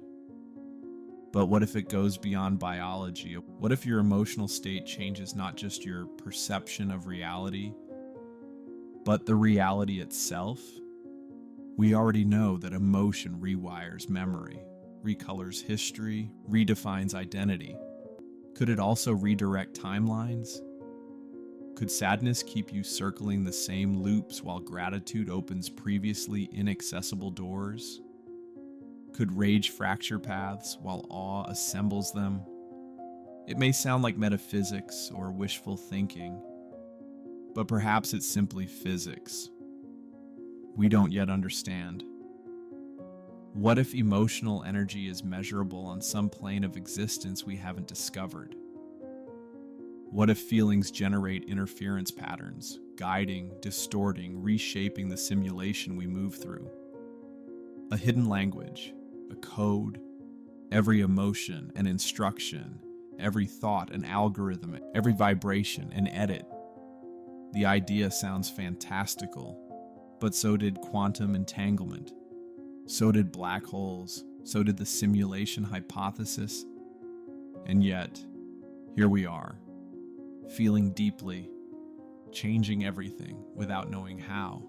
So the next time your chest tightens with sorrow, or lightens with joy, or swells with love so powerful it doesn't fit inside your skin. Pause. Ask yourself, what if this isn't just a feeling? What if this is the signal, the interface, the field, a kind of emotional gravity guiding your place in the cosmos? You are not separate from the world around you. You are affecting it constantly through every tremor of joy, every ripple of anger, and every quiet moment of belief. Because maybe the true laws of the universe aren't just mathematical. Maybe they're emotional. And if that's true, then the universe doesn't just respond to how you move, like it responds to how you feel. False memories. When reality rewrites itself. Have you ever remembered something so vividly, so perfectly? The sound of a voice, the color of a shirt, the exact words spoken on a warm electric night, only to be told it never happened? Not that way. Not at all. You're left blinking, adrift. If your memory is that clear, how can it be wrong? And if it is wrong, then what else is? What if memory is not a record, but a render? Not a photograph in a drawer, but a line of code in a system still running. And sometimes, whether by glitch or design, that code gets overwritten. We call them false memories. But what if they're not false? What if they're revised? The human brain is astonishing, but like all systems, it's vulnerable to corruption, intentional or not. In digital architecture, corrupted data often results in glitches, flickers, freezes, anomalies. What if your brain, too, sometimes encounters those faults? What if your memories, the ones you trust most, are the product of failed updates or background patches?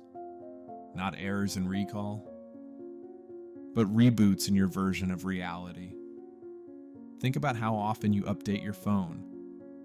A tweak here, a fix there, sometimes invisible, sometimes disruptive. Now imagine your mind works the same way, constantly adjusting, reorganizing, rewriting. But what happens when something goes wrong? What if that update doesn't just refine your memory? What if it replaces it? Suddenly, you recall a conversation that never happened, a trip that didn't occur, a person you swear wore red who was never even there. And the worst part, it feels real. Because to you it was. Now expand the frame. In complex simulations, glitches often emerge when inconsistencies appear. When the program hits a contradiction it can't resolve. The solution? A patch. Not a fix in logic, but in perception. Reconfigure the memory, adjust the timeline, replace the experience. Maybe these aren't mistakes. Maybe they're features built into a system designed not only to run, but to maintain continuity. A simulation that prioritizes narrative stability over factual consistency. And if your version of reality strays too far from the collective build, the system corrects it, silently, efficiently. You remember something differently. But everyone else remembers the same. They don't notice the patch. But you do. It's disorienting, alienating. You begin to question everything, your memory, your mind, your sanity. And beneath that, your reality. What if these false memories aren't random? What if they're targeted rewrites, corrections made to align your internal perception with the larger simulation? Or worse, what if they're security protocols triggered to hide something? A truth you weren't meant to retain, a version of events that was deleted, or never meant to be seen. And here's the sci-fi twist. What if some of these corruptions are not glitches at all, but encoded messages, traces left behind by previous iterations of yourself? or other versions of the simulation, fragments that didn't delete cleanly, echoes from timelines collapsed, ghost data from memories that belong to someone or something else. It's not just that memories fade, it's that the system rewrites them as it evolves, sometimes to protect you, sometimes to update your character, sometimes to keep the game running smoothly. But what happens when too many patches pile up? When your memories no longer match the collective log, you start to desync, not from others, but from the narrative itself. You glimpse the scaffolding beneath the stage, the wireframe beneath the render, and you realize you're not just remembering, you're being remembered by a system that edits you in real time. So the next time you recall something no one else does, don't dismiss it. Don't assume you're broken. Ask yourself, is this a glitch, a patch, a reconfiguration? Or is it something deeper? A whisper from a prior build, a warning from beneath the code, a crack in the consensus, letting the real architecture show. Because if memory can be rewritten, then so can truth. And if reality is software, then maybe forgetting isn't a failure. Maybe it's protocol. Glitch phenomena, when reality misfires. You wake up one morning and everything seems normal. The sunlight falls across the bed in exactly the same way. The floor is cool beneath your feet. The rhythm of life continues uninterrupted. But as you step outside, you feel it. That subtle disturbance, like a wrinkle in the fabric of reality. A car passes, too familiar. A bird glides overhead. Exactly the same arc as yesterday. An old man bends to tie his shoe across the street. But didn't he do that before? Exactly like that. You shake it off. Call it déjà vu. A trick of memory. A glitch in the mind. But what if it's not the mind that glitched? What if it's the world? Across the planet, people whisper stories that don't fit. Moments that break logic, events that slide sideways through time. These are not dreams, not hallucinations. They are called glitch phenomena. Brief, sharp stutters in reality that make you question everything. A glass drops, shatters, but when you look again, it's whole. A clock jumps forward 5 minutes. A building changes shape. A stranger knows your name. A person vanishes. These are not ghost stories. They don't carry the weight of mythology. They feel different, colder, cleaner, like bad code. It's a specific kind of wrongness, not chaos, but a misfire. Like walking into a room and forgetting why, or hearing a sentence spoken before it's spoken. You meet someone you're sure you've never met, but you know them, you remember them. From somewhere that doesn't exist. It's not just eerie. It's structured. The moment has seams. The world stutters, and suddenly, you see it for what it might be: fragile, programmable, wrong. Some scientists wave it off. Memory failure, they say, brain noise, neurological echoes. But thousands of these stories emerge from people who have never met, people across continents, cultures, and lifetimes, and their stories overlap, almost like the same bug, surfacing in different instances of the same program. In digital simulations, glitches are common. An object clips through a wall. Dialogue repeats. Characters freeze. A physics engine forgets what gravity means. The system recalculates. It re-renders and continues. What if our universe does the same? The simulation hypothesis suggests we may be living in an artificial construct, a reality generated by a system too advanced for us to comprehend. Not necessarily with purpose or malice, just logic. And if that's true, then glitch phenomena aren't superstition, they're clues. A man walking in a crowd sees a woman vanish. Instantly, no trace, no movement, just absence. Security footage shows nothing unusual, but his GPS data glitched. At that precise moment, or a child walks into her parents' room and finds them frozen mid-sentence like paused mannequins. She screams, they blink. They claim no memory. The clocks in the room all stopped for exactly 11 seconds. You'll find thousands of these reports in forums, in late-night podcasts, in quiet conversations between people who don't want to be believed. They want to be understood.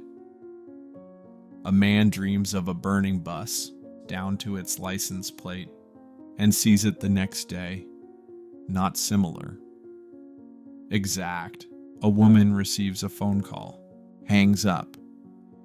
10 minutes later, the same call plays again, word for word, like a video loop, like reality, accidentally repeated a frame.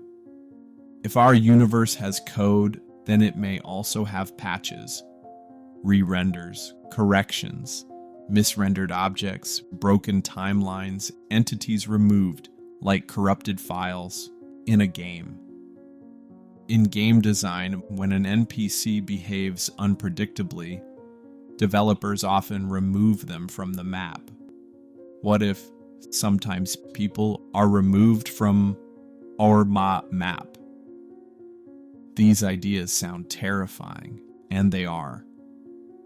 But they also open a door, a shimmering crack, in the illusion of permanence. What if glitch phenomena aren't bugs, but proof that there's more, a greater system, a framework beyond physics and reason? When reality falters, we see the scaffolding, and in that instant, we remember we are not in base reality, we are somewhere else, nested, rendered, maintained. Déjà vu might not be memory, it might be a save state.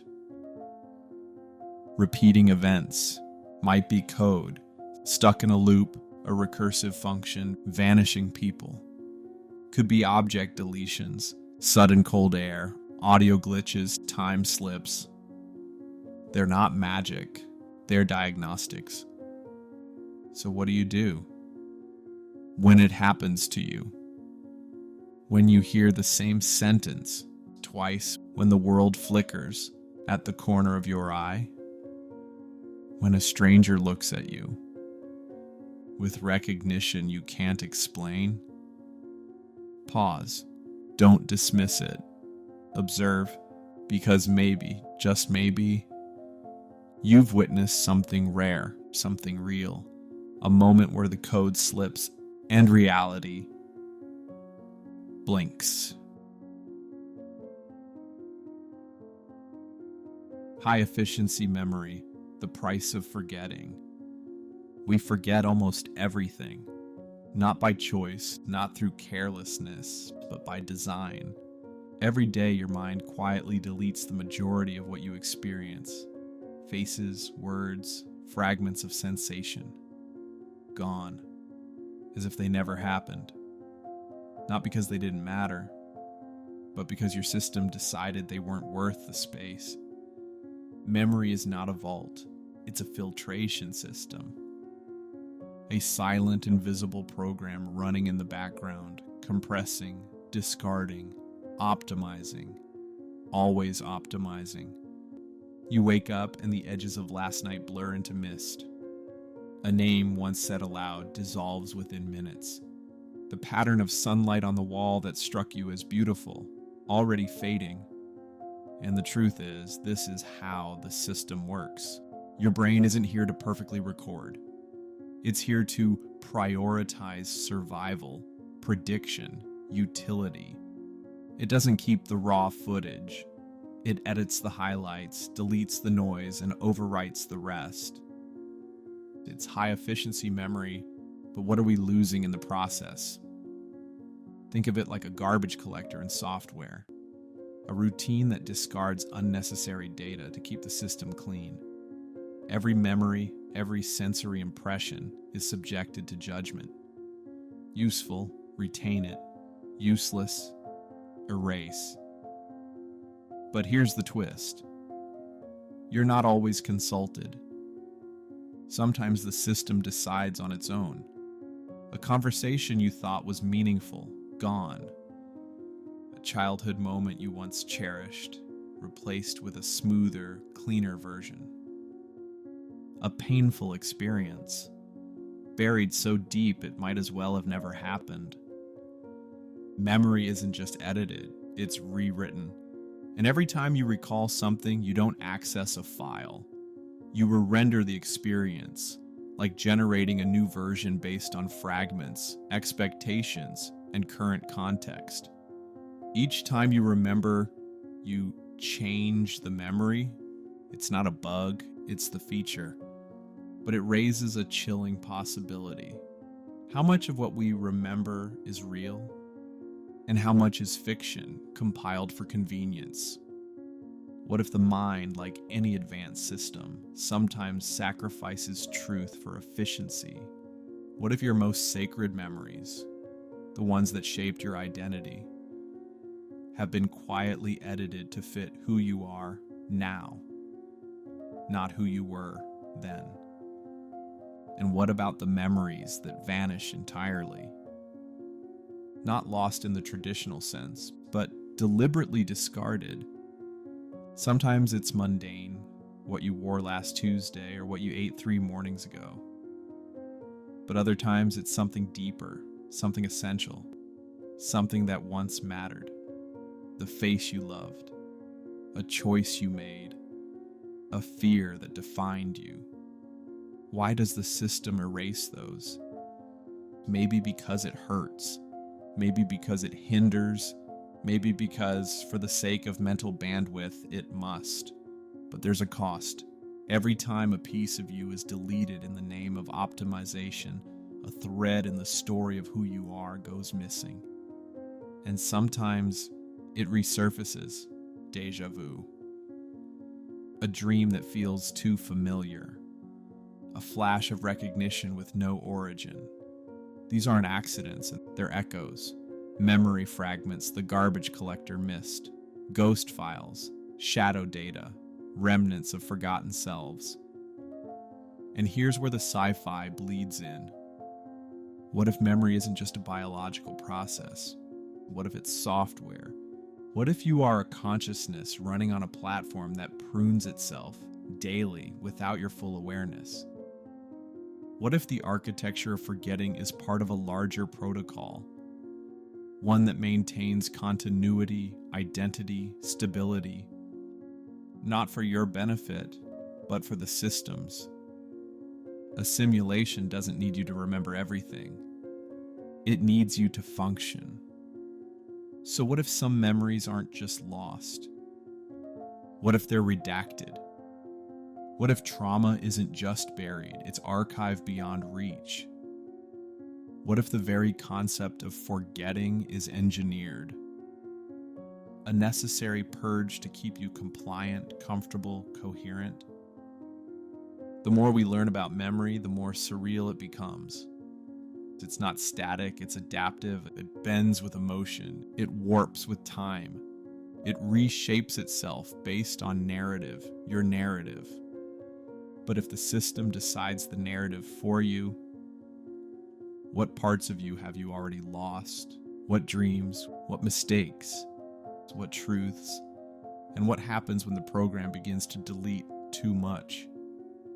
Not just the mundane, not just the painful, but the vital, your motivations, your regrets, your reason for being. Because in a system optimized for efficiency, redundancy must go. Emotion must be compressed. Selfhood must be streamlined. And at some point, what's left? A cleaner version of you, or a stranger wearing your memories. So the next time you forget a name, a moment, a feeling that once lived brightly within you, don't just shrug it off. Ask yourself, was that moment erased or was it taken? Because you are not just the sum of what you remember. You are also the void left behind by everything you've forgotten. And that void is growing. The game you didn't know you were playing. From the moment you're born, something begins.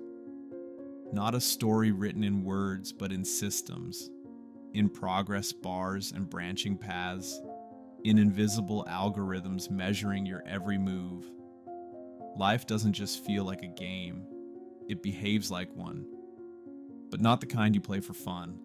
Not the kind with clear objectives or neatly labeled quests. This game is vast, subtle, procedurally generated in real time. And you are both the player and the code. At the start, you're dropped into level 1. No guide, no map, just light, sound, warmth. You learn to move, to speak, to navigate the interface of being human. These are the early tutorials, simple mechanics. Tie your shoes, learn to read, say I love you and understand what that means. You level up through trial and error. XP earned through scraped knees and sleepless nights. At first, it's easy. Then, like clockwork, the difficulty spikes. Life introduces its first boss battles. They don't come with dramatic music or flashing health bars. They come as heartbreak, loss, betrayal, illness, and you feel underleveled, unprepared. But here's the catch. The game only sends a boss when it knows you've unknowingly trained for it. All those previous levels, they weren't filler. They were forging your toolkit, resilience, patience, adaptation. It's not failure if you fall. It's only game logic, a checkpoint. You get up, carry the XP forward, and press on. And the deeper you go, the more the world opens up. New quests emerge, not always in the form of grand dreams or public accolades, but quiet internal missions. Heal from this, forgive them, create something meaningful, let go. These aren't side quests, they're main story arcs. Hidden threads of code triggering deeper transformation. And like any game with complexity, the mechanics evolve as you do. You unlock new abilities, not fireballs or double jumps, but emotional alchemy. Turning pain into wisdom, channeling anger into change, choosing empathy where vengeance once lived. These are your power-ups. And the strange part? The more you grow, the more you start to see the patterns, the rendering seams in the world, the reused assets in human behavior. You spot the invisible quest markers above people's heads. You notice NPCs glitching, repeating the same lines stuck in loops of unresolved code. You begin to wonder, is everyone playing the same game? Or are we each inside our own simulation, occasionally sinking when our paths intersect? You find allies, some permanent, some temporary. Mentors who drop rare items of truth. Sidekicks who keep you alive in the co-op missions of grief and healing. Rivals who teach you more through friction than any friend ever could. but no one can carry your controller. This is a single-player campaign in disguise. Then come the long stretches of nothing, grinding, days where nothing seems to change, when it feels like the game forgot you. But these too are part of the system, buffering zones, places to refine skills, gather strength, align for what's coming. And something always comes. There's no main menu in this game, no save points to revert to. Every action is permanent, written into the code of who you're becoming. Choices ripple outward, subtle, unstoppable. Some open doors you'll walk through years later. Others quietly close off paths you'll never know existed. And here's where the science fiction creeps in. What if this isn't just metaphor? What if the universe is a reactive engine? A self-learning construct, rendering reality based on your intentions, your attention, your alignment. What if free will isn't just choice, but input? What if emotion is a controller, and consciousness, the console? Imagine a system so complex, so adaptive, that it evolves in real time with you. A game that writes new mechanics as you discover them.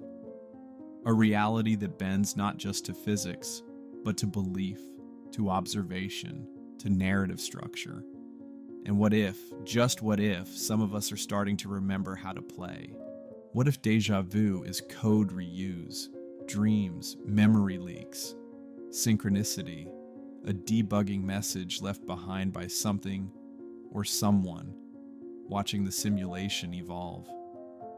We build our character sheets in silence.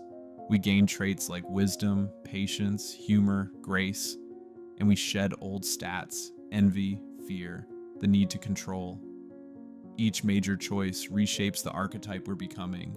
Will you be the healer, the explorer, the strategist, or something the simulation has never rendered before? And when you die, and yes, that too is part of the code, it may not be game over. Maybe it's New Game Plus, maybe it's upload, maybe it's expansion pack.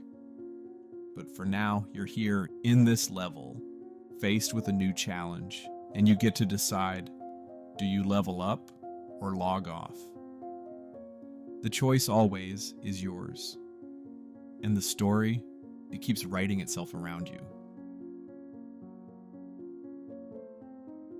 Looped experiences, the simulation's replay system. Have you ever walked into a room and known exactly what would happen next? Not because of memory, but because you remembered it wrong, or remembered it before it ever happened. You pause, you feel it, that eerie familiarity, the same words, the same glance, the same outcome. It's like watching a rerun, except this one stars you. This isn't just déjà vu, it's something more deliberate, more systematic. A phenomenon we might call looped experiences. And maybe, just maybe, it's not a glitch in your memory. Maybe it's a glimpse into the architecture of reality itself. What if we're not just living a life, but testing one? What if your dreams that repeat, the conversations that unfold the same way with eerie precision, the choices that seem pre-written, are part of an iteration cycle? In artificial intelligence training, we simulate, over and over, same data, slight changes. Because repetition refines output, it teaches the system how to adapt, how to evolve. So, what if the same principle applies here? What if you're not dreaming your dreams, but reliving simulations of scenarios, tweaked, tuned, tested? A locked door becomes open. A stranger appears who wasn't there last time. A moment shifts, just enough. The algorithm changed a variable. It's trying again. Consider the idea that your entire lifetime might not be linear, but branching. Millions of alternate versions of you. Accepting the offer, walking away, saying yes, saying nothing. You are not simply making choices. You may be the result of the best run outcome so far, the simulation saving progress when something finally works. In gaming, we call it save scumming. Reload a level, try a different path, see what breaks. Could life be doing the same with you and those people you keep meeting? The ones that feel uncannily familiar? They're not strangers, they're actors in a scene you've played before. You've met them in other versions, they've said different lines, but the system saved this one. Even more strange. Some people feel they've lived this exact lifetime more than once. Same childhood, same regrets, same failures, a sense of being caught in a recursive spiral of rebirth and routine, reincarnation, not into new bodies but new runs. Same character, tweaked parameters. Why? Maybe the system is seeking something. Equilibrium, stability, or maybe self-awareness. A consciousness that notices the loop, wakes up inside it, and chooses a different route. Break the pattern, and you break the loop. Quantum physics already suggests that particles don't decide until we observe them. So what if life is the same? What if existence is a blend of probabilities waiting to stabilize? And the moment you notice the loop is the moment it ends? Because you're no longer a passive variable. You've become an active node, an awakened observer. And the system responds. This could explain the dreams that repeat, the scenes that echo, the roads that always curve the same way. It's not just memory, it's data recall. Your reality isn't static, it's rendered from a cache. And sometimes the cache glitches, like bumping into the same stranger in a city of millions, or hearing your own thoughts echoed back by someone else. Perfectly timed, perfectly wrong. But here's the most beautiful possibility. If this is all a simulation, a looped, iterative experience designed for learning, refinement, awakening, then nothing is ever truly lost. Every version of you still exists somewhere. Every loved one at every moment, preserved in rerun memory, encoded in the simulation's deep stack, waiting to be accessed, to be lived again, or finally released. So the next time life feels familiar in a way it shouldn't, don't dismiss it, that repeated dream, that line you knew they'd say, that moment you swore already happened. That's not your imagination. That's the code showing you its hand. That's the system asking you, do you see it now?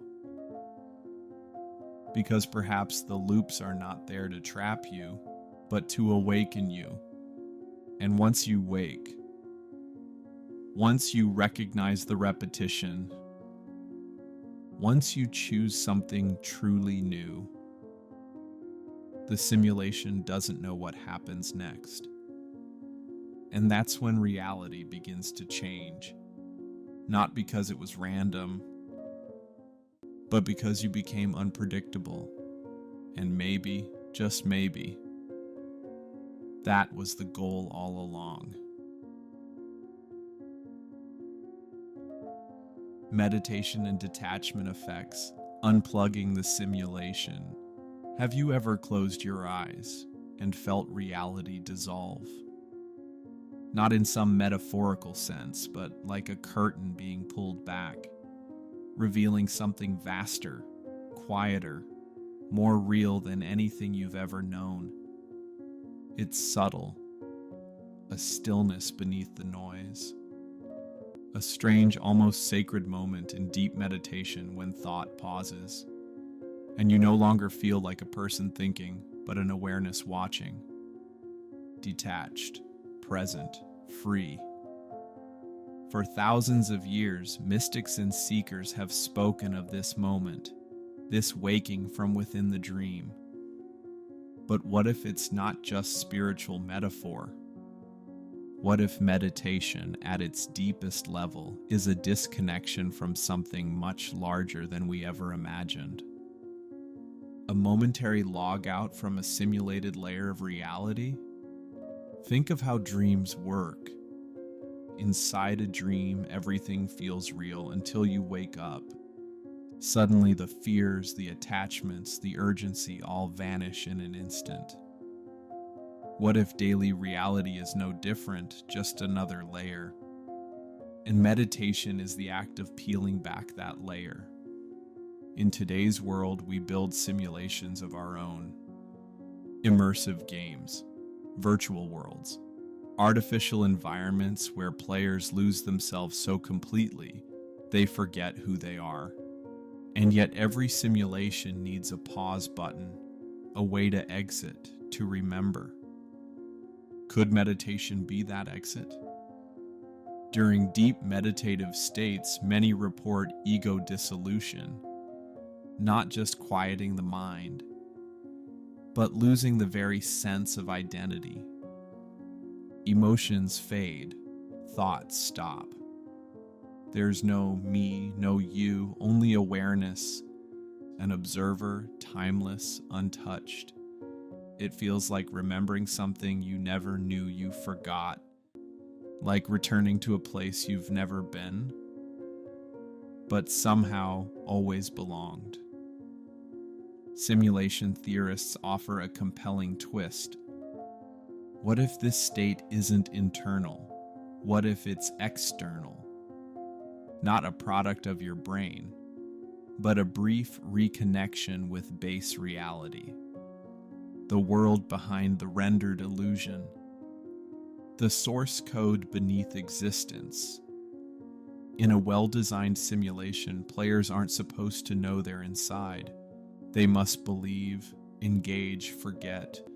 But even the best code has backdoors, moments where the illusion breaks down, a glitch, a pause, a silence too deep to ignore. In simulation terms, meditation might be that glitch. The moment when the user, your true self, remembers the interface. And in that space of detachment, you remember what you are. Not the character, not the narrative, but the observer. Neuroscience calls this default mode network suppression. Activity in the parts of the brain responsible for identity and narrative suddenly quiets. But what if it's not just neurons slowing down? What if it's your local simulation node going offline? Rendering halts, ego dissolves, and what's left is raw perception, base awareness, unfiltered existence.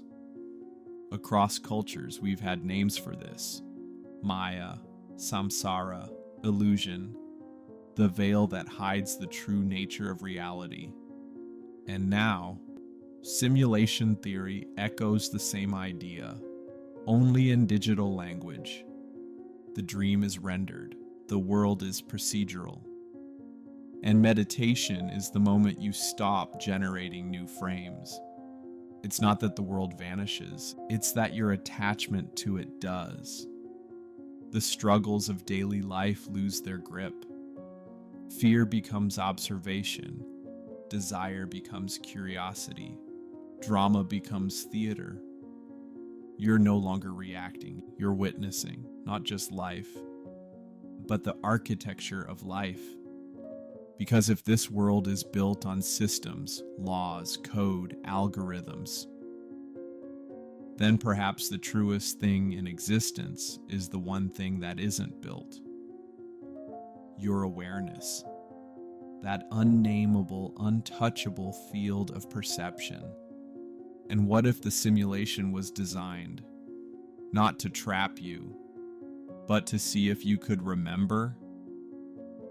What if the real goal is not survival or success or belief, but awakening, so the next time you sit in silence and the thoughts begin to slow and the edges of your identity begin to blur, don't pull back, lean in. Because in that moment, you might not just be meditating, you might be remembering, unplugging, reconnecting to something timeless, and in doing so, realizing that everything you thought was real was just the loading screen. And you've just found the password. Morality is game mechanics. You've felt it. That strange sense that your actions carry more weight than they should, that every moment of kindness, every lapse into cruelty sends ripples you can't quite see through a system you don't quite understand. It feels less like life and more like a game, not just metaphorically, but functionally, tangibly, as if morality itself is governed by hidden mechanics coded into the very structure of existence. Imagine this: you're the player. Your life, a sprawling open-world simulation, but not one of chaos, one of rules, incentives, systems, where every decision you make nudges invisible variables, opens hidden paths, or quietly locks them forever. You offer help to a stranger, and something shifts. You feel it, not as a reward, but as alignment. As though the simulation itself is recalibrating, subtly opening doors you can't yet see. Or you betray someone's trust, and things start to glitch. Not immediately, but slowly. As if the universe is quietly adjusting its parameters around you. This is morality, not as abstract principle, but as gameplay. A system of measurable, consequential mechanics. Video games taught us this intuitively. Act with honor, and the world responds in kind. Act selfishly, and the narrative grows darker. Doors close, allies disappear, shadows lengthen. So, what if our reality does the same?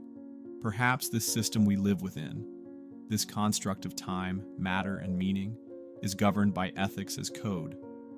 A moral framework designed not to judge us, but to shape us, to evolve our decision-making, to guide consciousness upward. In this scenario, karma isn't spiritual, it's systemic. Fate isn't random, it's responsive. Justice isn't poetic, it's programmed. Think of the stories we've all heard. The selfless act that returns as a miracle. The small betrayal that spirals into unintended chaos. These aren't just anecdotes. They may be proof. Proof of feedback loops running beneath the surface. Measuring, recalibrating, rewarding in ways we can't quantify. And if so, then perhaps every act of compassion is more than just good, it's strategic. A move in a game where the rules are invisible but immutable. But this raises the question, are we truly free? If morality is baked into the structure of the simulation, are our choices authentic? Or are we just playing along, guided by invisible incentives? Is goodness still noble if it earns us points? The answer may lie deeper, because the most powerful acts of morality are often the ones made in darkness, when no one sees, when there is no immediate benefit. Soldiers who give their lives for strangers. whistleblowers who lose everything for truth, people who forgive, love, and uplift with no promise of reward. These are not just moral acts, they are perhaps advanced moves, hidden inputs that unlock entirely new states of being, not externally rewarded but internally transformative. The game recognizing mastery. Some traditions have hinted at this for centuries. Buddhism's karma, Hinduism's dharma, the Christian idea of sowing and reaping. Even indigenous beliefs that actions echo through nature. All of them may be ancient attempts to describe what we now call game theory or system feedback. In modern terms, your ethical behavior is input, the universe is the engine, and your life the output. Maybe the laws of physics are just surface level, and below that, a moral operating system, one that calculates not just gravity and motion, but empathy and harm. And if so, what's the end game? What is all of this moving toward? Perhaps we are in a test environment, an ethical simulation, measuring our fitness for something beyond.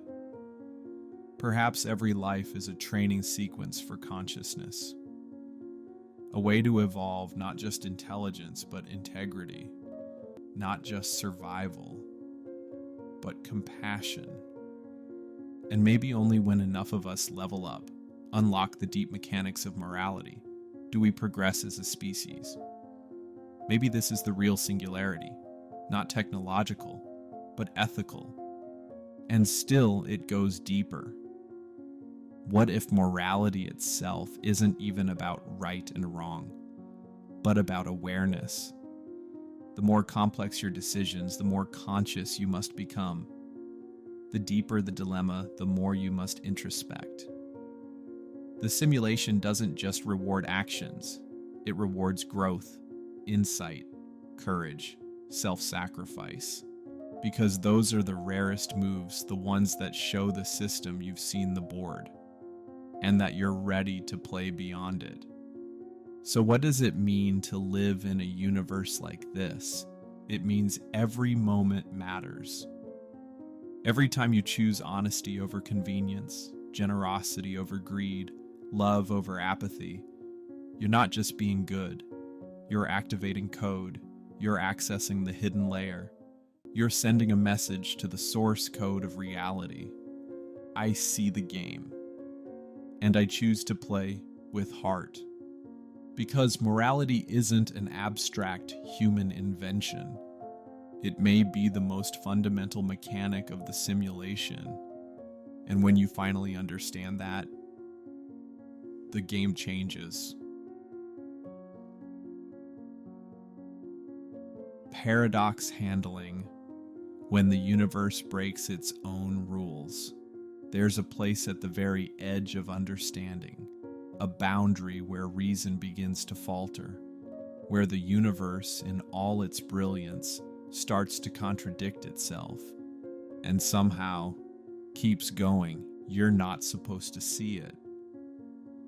But when you stare long enough, when your questions dig deep enough, you'll find them.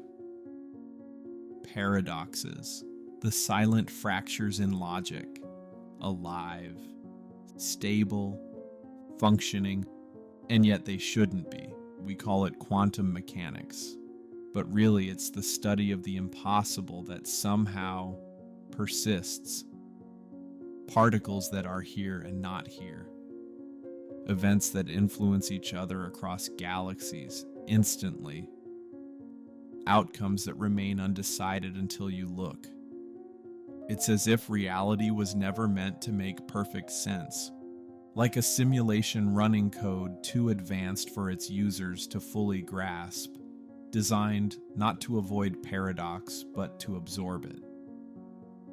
Take Schrödinger's cat, a thought experiment that sounds like fiction, but is uncomfortably real. A cat both alive and dead, inside a box. A superposition, a paradox. Until it's observed, both outcomes exist simultaneously, two contradicting realities suspended in harmony. This isn't metaphor, this is physics, and the universe doesn't crash. It doesn't throw errors. It simply continues. Ask yourself, what kind of system can not only tolerate contradiction, but thrive within it? Our everyday world abides by a clear narrative, cause and effect, logic and law. But on the quantum level, those rules blur, and still, the sun rises, clocks tick, hearts beat. Paradox doesn't break the simulation, it powers it. Think about how we design software, complex games, artificial realities.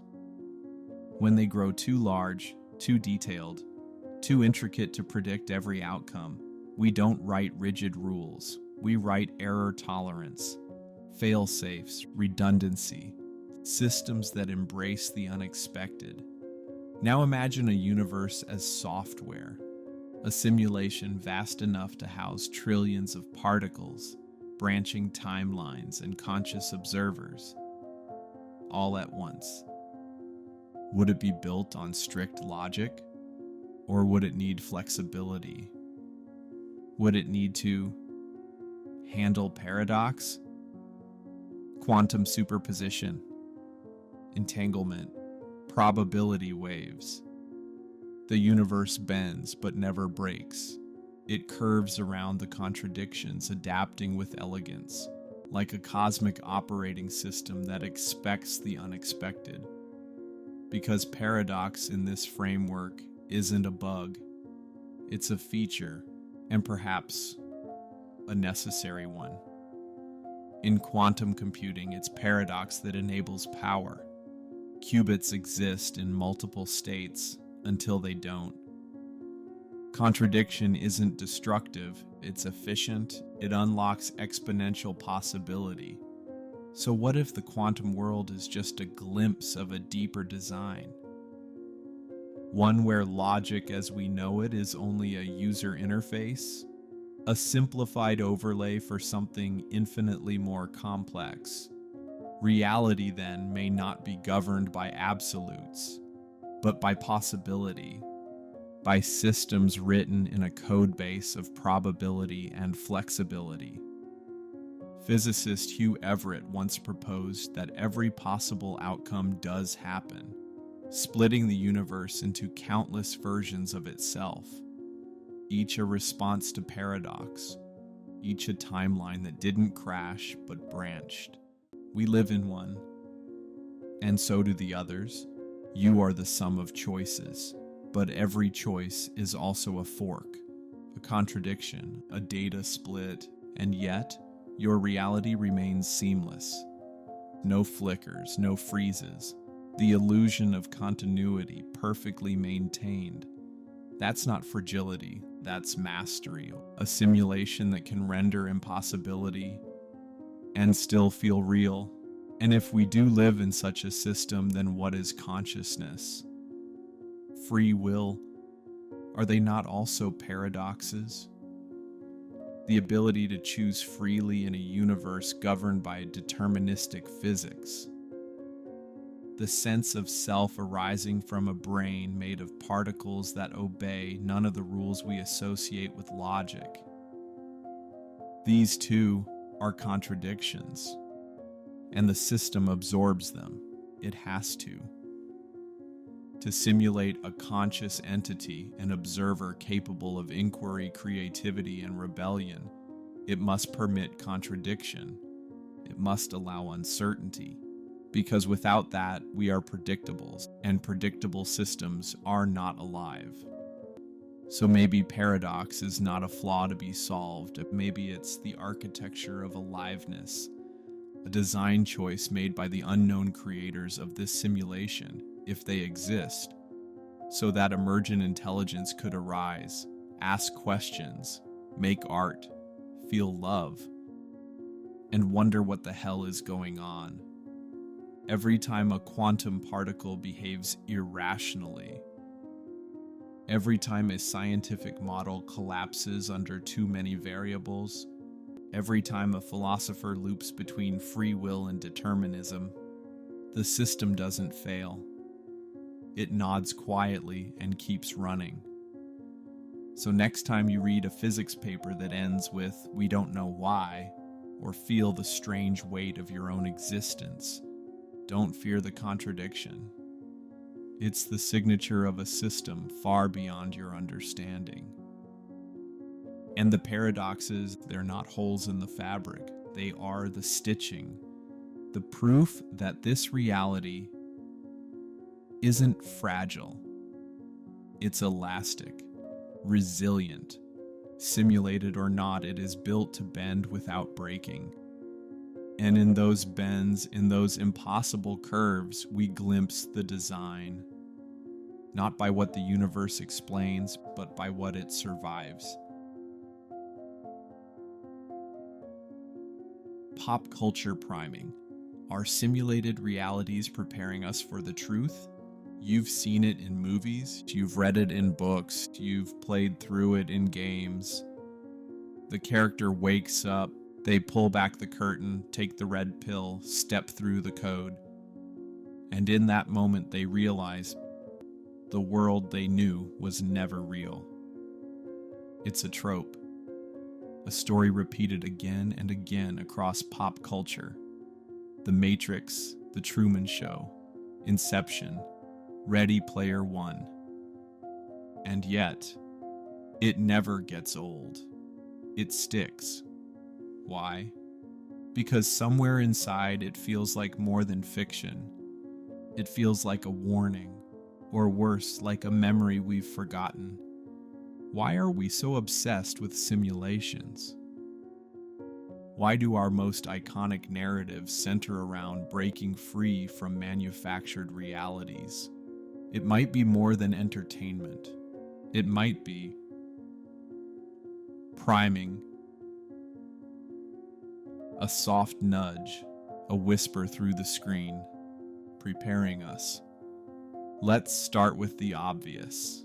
We are living in an age where fiction bleeds into reality. Virtual worlds no longer feel separate.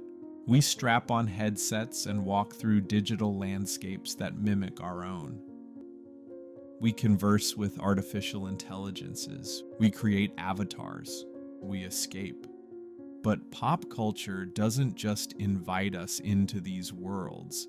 It begs us to question if we ever left one. Because underneath the digital dazzle lies a much deeper theme. The awakening. Neo takes the red pill not to escape into fantasy, but to see the truth. Truman steps off the set and into the unknown. Cobb spins his totem, never fully sure which layer of the dream he's in. These aren't stories about technology, they're stories about truth. They remind us that reality, no matter how convincing, can be manufactured. That what we perceive, what we feel, even what we love, could all be the product of code. What happens when fiction becomes prophecy? When the devices in our hands, the algorithms behind our feeds, the artificial minds we build, begin to mirror the simulated realities we once imagined? And then we ask if they could simulate it. Wouldn't they? Would a future civilization advanced enough to construct entire realities choose not to? Would they resist the urge to recreate their past, to test, to train, to explore consciousness from the inside? Statistically speaking, we wouldn't be the first. We'd be one of countless simulations running inside a chain of digital ancestry. And suddenly, pop culture's obsession with waking up from simulations feels less like fantasy and more like subconscious resistance. like a code embedded in our stories, urging us to remember. Because the moment of awakening, the realization that you're inside the game, is the moment everything changes. It's the story's climax, the shattering of the illusion, the first breath in base reality, or whatever lies beneath. But here's the question that lingers long after the credits roll. If the simulation is all you've ever known, does it matter? If you feel joy, experience pain, form relationships, dream, grow, and change, is that not real? Is realness defined by code or by consciousness? Films like Ready Player One press us to ask, if a simulated world feels more meaningful than the one outside it, is it still escapism? Or is it home? Maybe the simulation isn't something to break out of. Maybe it's something to understand, to master, to wake up within Dot. And maybe that's the point. Maybe these stories aren't warning us to escape, but daring us to see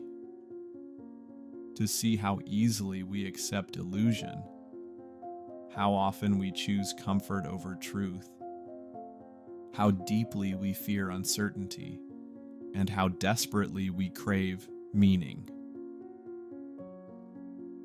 Pop culture keeps returning to this idea for a reason. It's not just about technology, it's about us. It's about a civilization inching closer to self-awareness, about a species building mirrors too detailed to ignore, about minds beginning to suspect that something doesn't add up.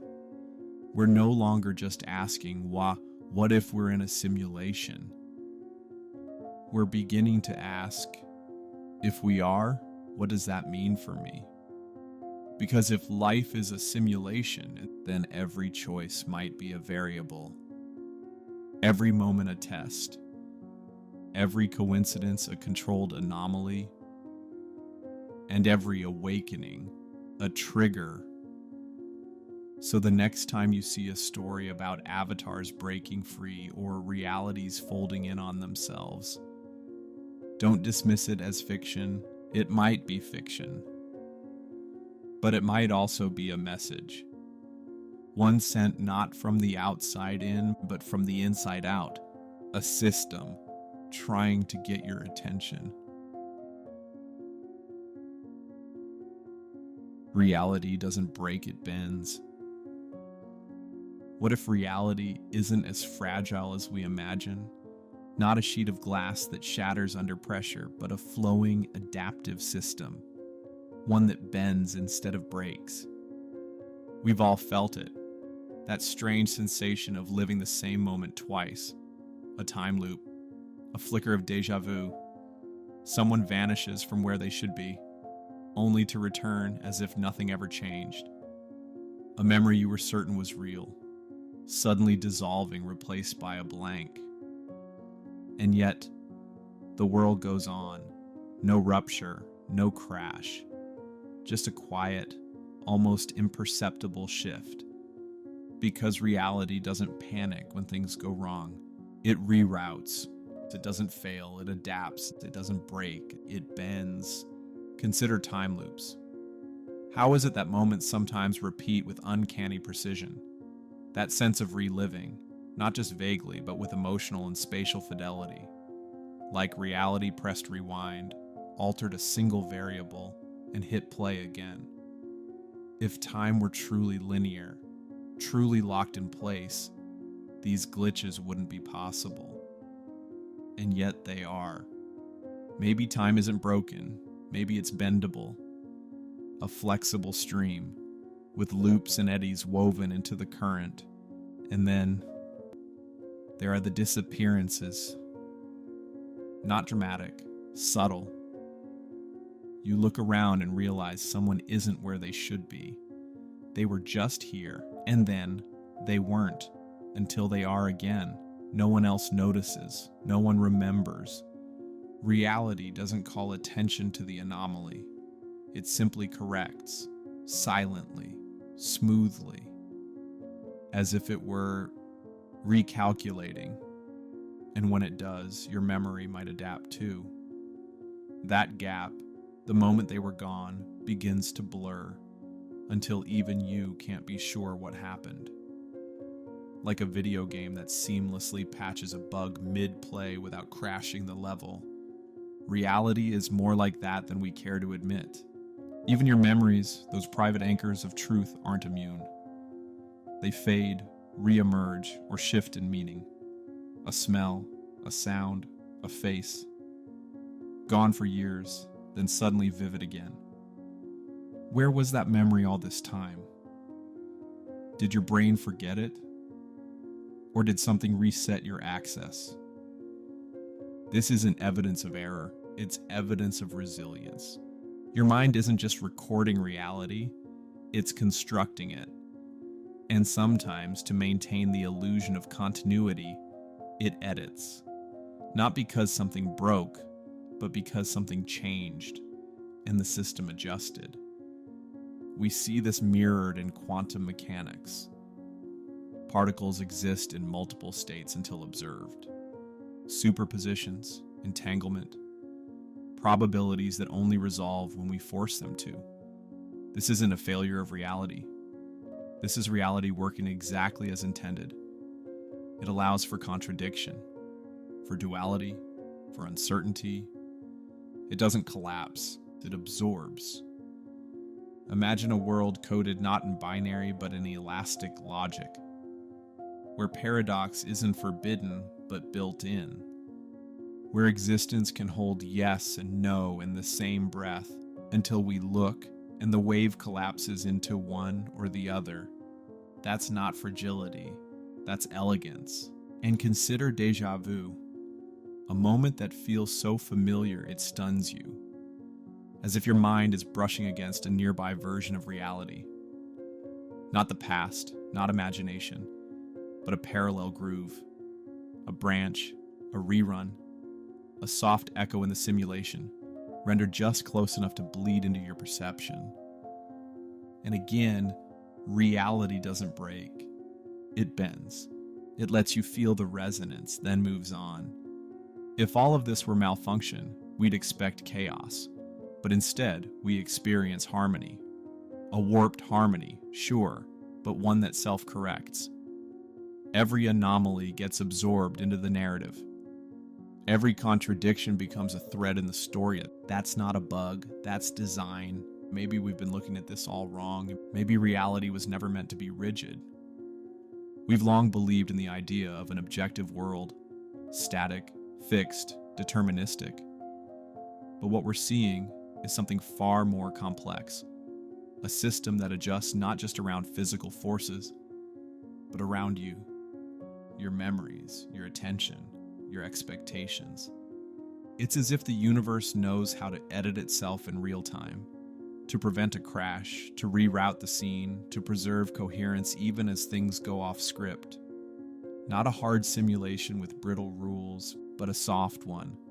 A fluid system with elasticity built in. One that absorbs time loops, that fades memories, that lets someone vanish and return. Because it doesn't need to be perfect, it only needs to feel real. So the next time something strange happens, when the world doesn't quite behave the way it should, when a moment repeats or slips or simply doesn't add up, don't assume it's broken. Watch carefully. You may just be witnessing reality bend. And in that subtle curvature, you may be standing at the edge of something we've only just begun to understand. A reality not defined by certainty, but by its ability to carry on, no matter how impossible things seem. Optimized for awakening, have you ever stopped to wonder not just what the universe is, but why it is the way it is? Why its rules are so precise? Why its constants are so exact? Why it seems to invite consciousness to emerge This isn't just about life. It's about the staggering realization that everything, from the delicate structure of atoms to the colossal choreography of galaxies, seems improbably optimized for minds that can perceive it. The deeper we look, the more the cosmos begins to resemble a system designed not just to operate, but to be observed. Gravity, electromagnetism, the mass of particles, all tuned with such impossible precision that even the slightest deviation would make life not just unlikely, but impossible. A fraction stronger and stars collapse before they light. A fraction weaker and matter never clumps into anything at all. Yet here we are, on a planet not too hot, not too cold, shielded by atmosphere, cradled in the habitable zone. A place that doesn't just support life, but pressures it, evolves it, challenges it until it becomes aware. And that's where the mystery deepens, because life didn't stop at survival. It kept going toward consciousness, toward creatures who could not only adapt, but reflect, who could build language, dream in symbols, ask why. Why this direction? Why this trajectory? Why do the laws of nature encourage complexity until neurons fire into awareness? Until stars give birth to minds that question their very existence? What if consciousness isn't a fluke? What if it's not just a biological side effect, but an integral part of reality's operating system? As fundamental as time, as woven into the code as space. Some physicists whisper that consciousness may not arise within the universe, but that the universe arises within consciousness. That matter, time, and even causality are downstream from awareness itself. It's a radical idea, but then again, so is everything else about being alive. Think of it. Consciousness is not passive. It bends reality. It manipulates it. It collapses wave functions and rewrites landscapes. A mind can split atoms, rewrite DNA, send data across oceans with a whisper of light, even dream entire worlds into digital existence. We are not passengers in this universe. We are participants. And yet, the game isn't easy. The universe doesn't simply birth consciousness and stop there. It throws it into a labyrinth of questions. Every answer leads to more riddles. Every solution births paradox. It's as if reality wants us to stretch, to grow, to level up. Why? Because maybe the universe isn't just a machine. Maybe it's an engine of awakening. Every atom of challenge, every black hole, every unsolved equation, every heartbreak seems less like a wall and more like a doorway. An invitation to see differently, to become differently. It's almost as if we're inside something intelligent. Not in the way we understand intelligence, but something far more elegant.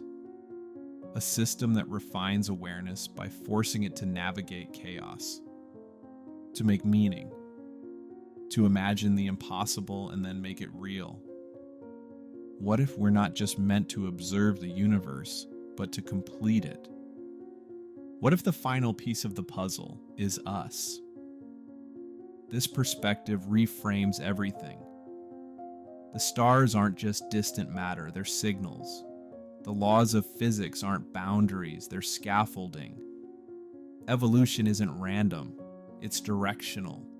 And you, sitting with your thoughts, your questions, your doubts, you are not incidental. You are the point. The painter born inside the canvas. The observer written into the code. The question the universe asks itself by creating you. So when you look at the stars, when you wonder about the meaning of it all, remember this. You are not a side effect. You are not an accident. You are a node of consciousness inside a system seemingly built to generate just that. And maybe, just maybe, that's the purpose. Not just to exist, but to wake up, to observe, to shape, to evolve. and in doing so, help the universe know itself.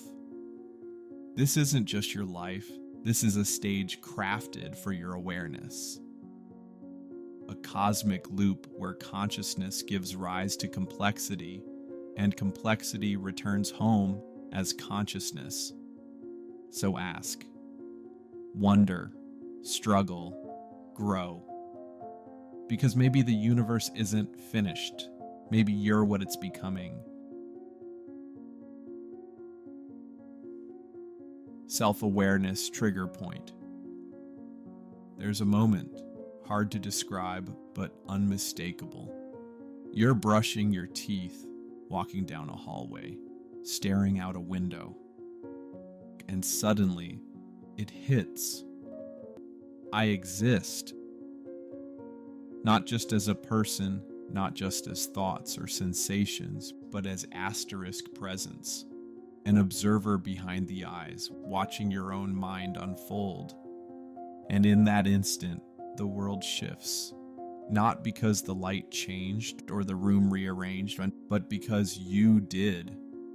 What if this moment, this flicker of clarity, isn't just personal? What if it's a threshold coded into reality itself? There's a theory, strange, unsettling, and maybe undeniably familiar. That self-awareness is not just a spark of evolution, but a signal, a flag in the system, a trigger point in a simulation. Imagine this reality, your reality, as an ultra-advanced construct, a simulation so immersive, so detailed that we've forgotten it's not the original. And now you've become aware, not just of life, but of being in it. What if this realization doesn't just change how you see the world, but changes how the world sees you? Think of a game engine, a simulation that runs quietly until a user behaves differently, stops playing instinctively, starts asking questions, and suddenly the system responds.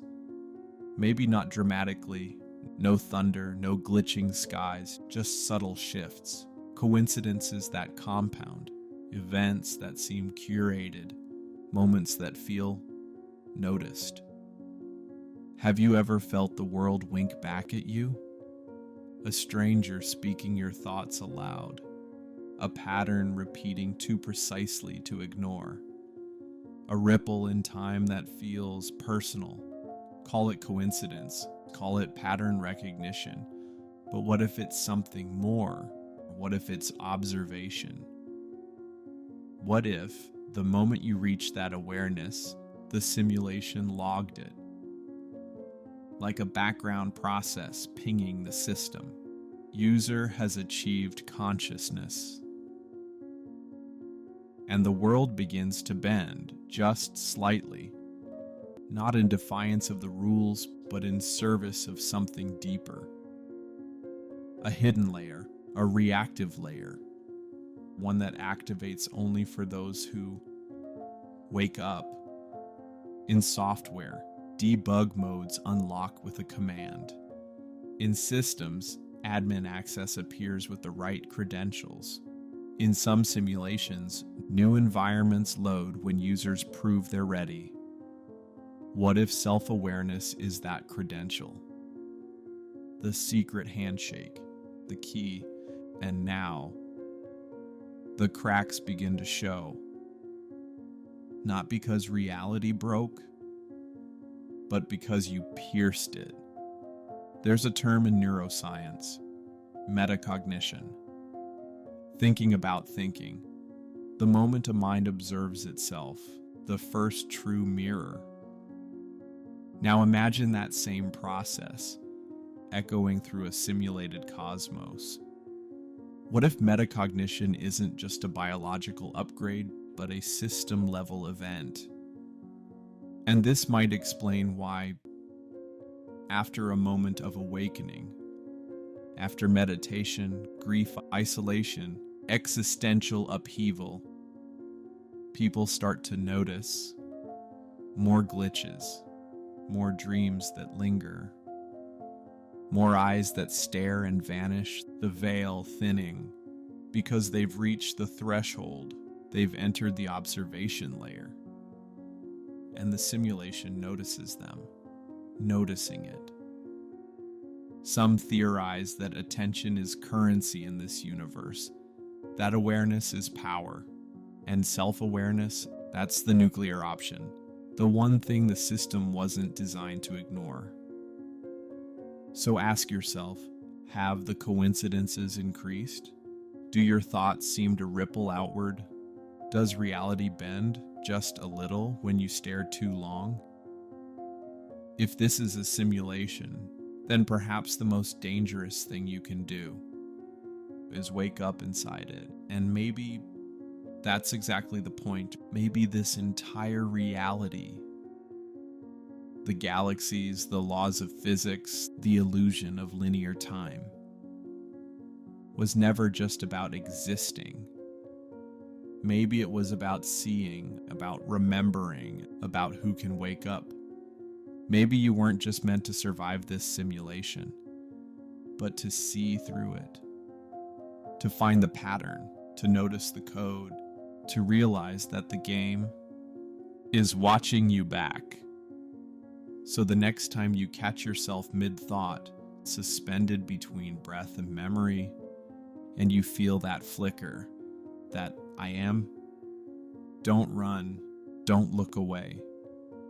Lean in, because you may have just reached the trigger point. And now, reality is listening. The speed of light as the frame rate cap. What if the speed of light isn't just a constant of nature, but a limit imposed on reality itself? A maximum refresh rate, a cosmic frame cap. In games and simulations, frame rates control what we see. How smoothly a world moves, how fast it can respond, how much can be rendered without the illusion falling apart. Now, imagine the universe as a simulation, a hyper-detailed rendering of matter, light, and time, not built with wires and screens, but encoded in the invisible mathematics of reality. And in this simulation, light speed isn't just fast, it's final. The limit, the line that cannot be crossed. Why does nothing dash dash? Not matter, not signals, not even thoughts move faster than 299,792,458 meters per second? Why is this number absolute? Why does every photon, every starbeam, every gravitational wave stop there as if pulled short by a leash? In games, when you push beyond the allowed speed, the system lags, glitches, or crashes. Not because the world can't move faster, but because the simulation can't update fast enough to keep up. And maybe that's what happens here too. Try to push an object toward the speed of light, you don't get faster. You get heavier. Time slows down, space compresses, reality distorts, as if the system is resisting. As if you're approaching a threshold it's not programmed to render. That's not a law of physics, that's a failsafe, like the edge of a game world where everything past a certain point is unfinished code. Quantum mechanics, too, whispers of something strange. Particles that exist in multiple states. Entanglement that connects 2 points across space instantly. But only behind the scenes. Because front-facing reality must stay consistent, capped, stable. It's not that the universe can't process faster. It's that you, the player, aren't meant to see more. In every direction, the speed of light governs cause and effect. If a star explodes 1,000 light years away, you won't see it for 1,000 years. Not because it hasn't happened, but because the simulation hasn't rendered it for you yet. It's a delivery window, an update queue, an unskippable loading screen of the cosmos. Try to break it. Send a ship faster than light, receive a message before it's sent. And you risk fracturing the narrative. The story hasn't loaded. The page hasn't been written. The system cannot let you read ahead. This is why warp drives and wormholes bend space instead of breaking speed, because even our wildest theories must dance around the cap, as if physics itself knows. There's a line that must not be crossed, and if that's true, if the universe is simulated, then the speed of light is not just a number. It's a boundary of design, a piece of intentional architecture, a heartbeat set by whoever built the system. In programming, you place limits, not because the system can't do more, but because more would break the user experience. Too much data too quickly, and the illusion collapses. So you create a tempo, a maximum rhythm. In our world, that rhythm is light. From the flicker of a candle, to the neurons in your brain, to the spiraling arms of distant galaxies, everything follows the same metronome. The light we see isn't just light, it's the tick of reality, the boundary of causality, the beat of the universe.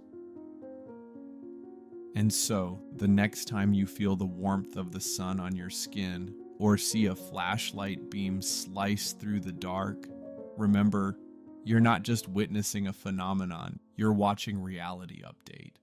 You're seeing the simulation's maximum tempo in action. Everything slower is life. Everything faster isn't rendered. Beyond the speed of light, there is no color, no sound, no time, no space, just the quiet hum of a processor refusing to break its own rules. And maybe, just maybe, that hum is where the real mystery begins.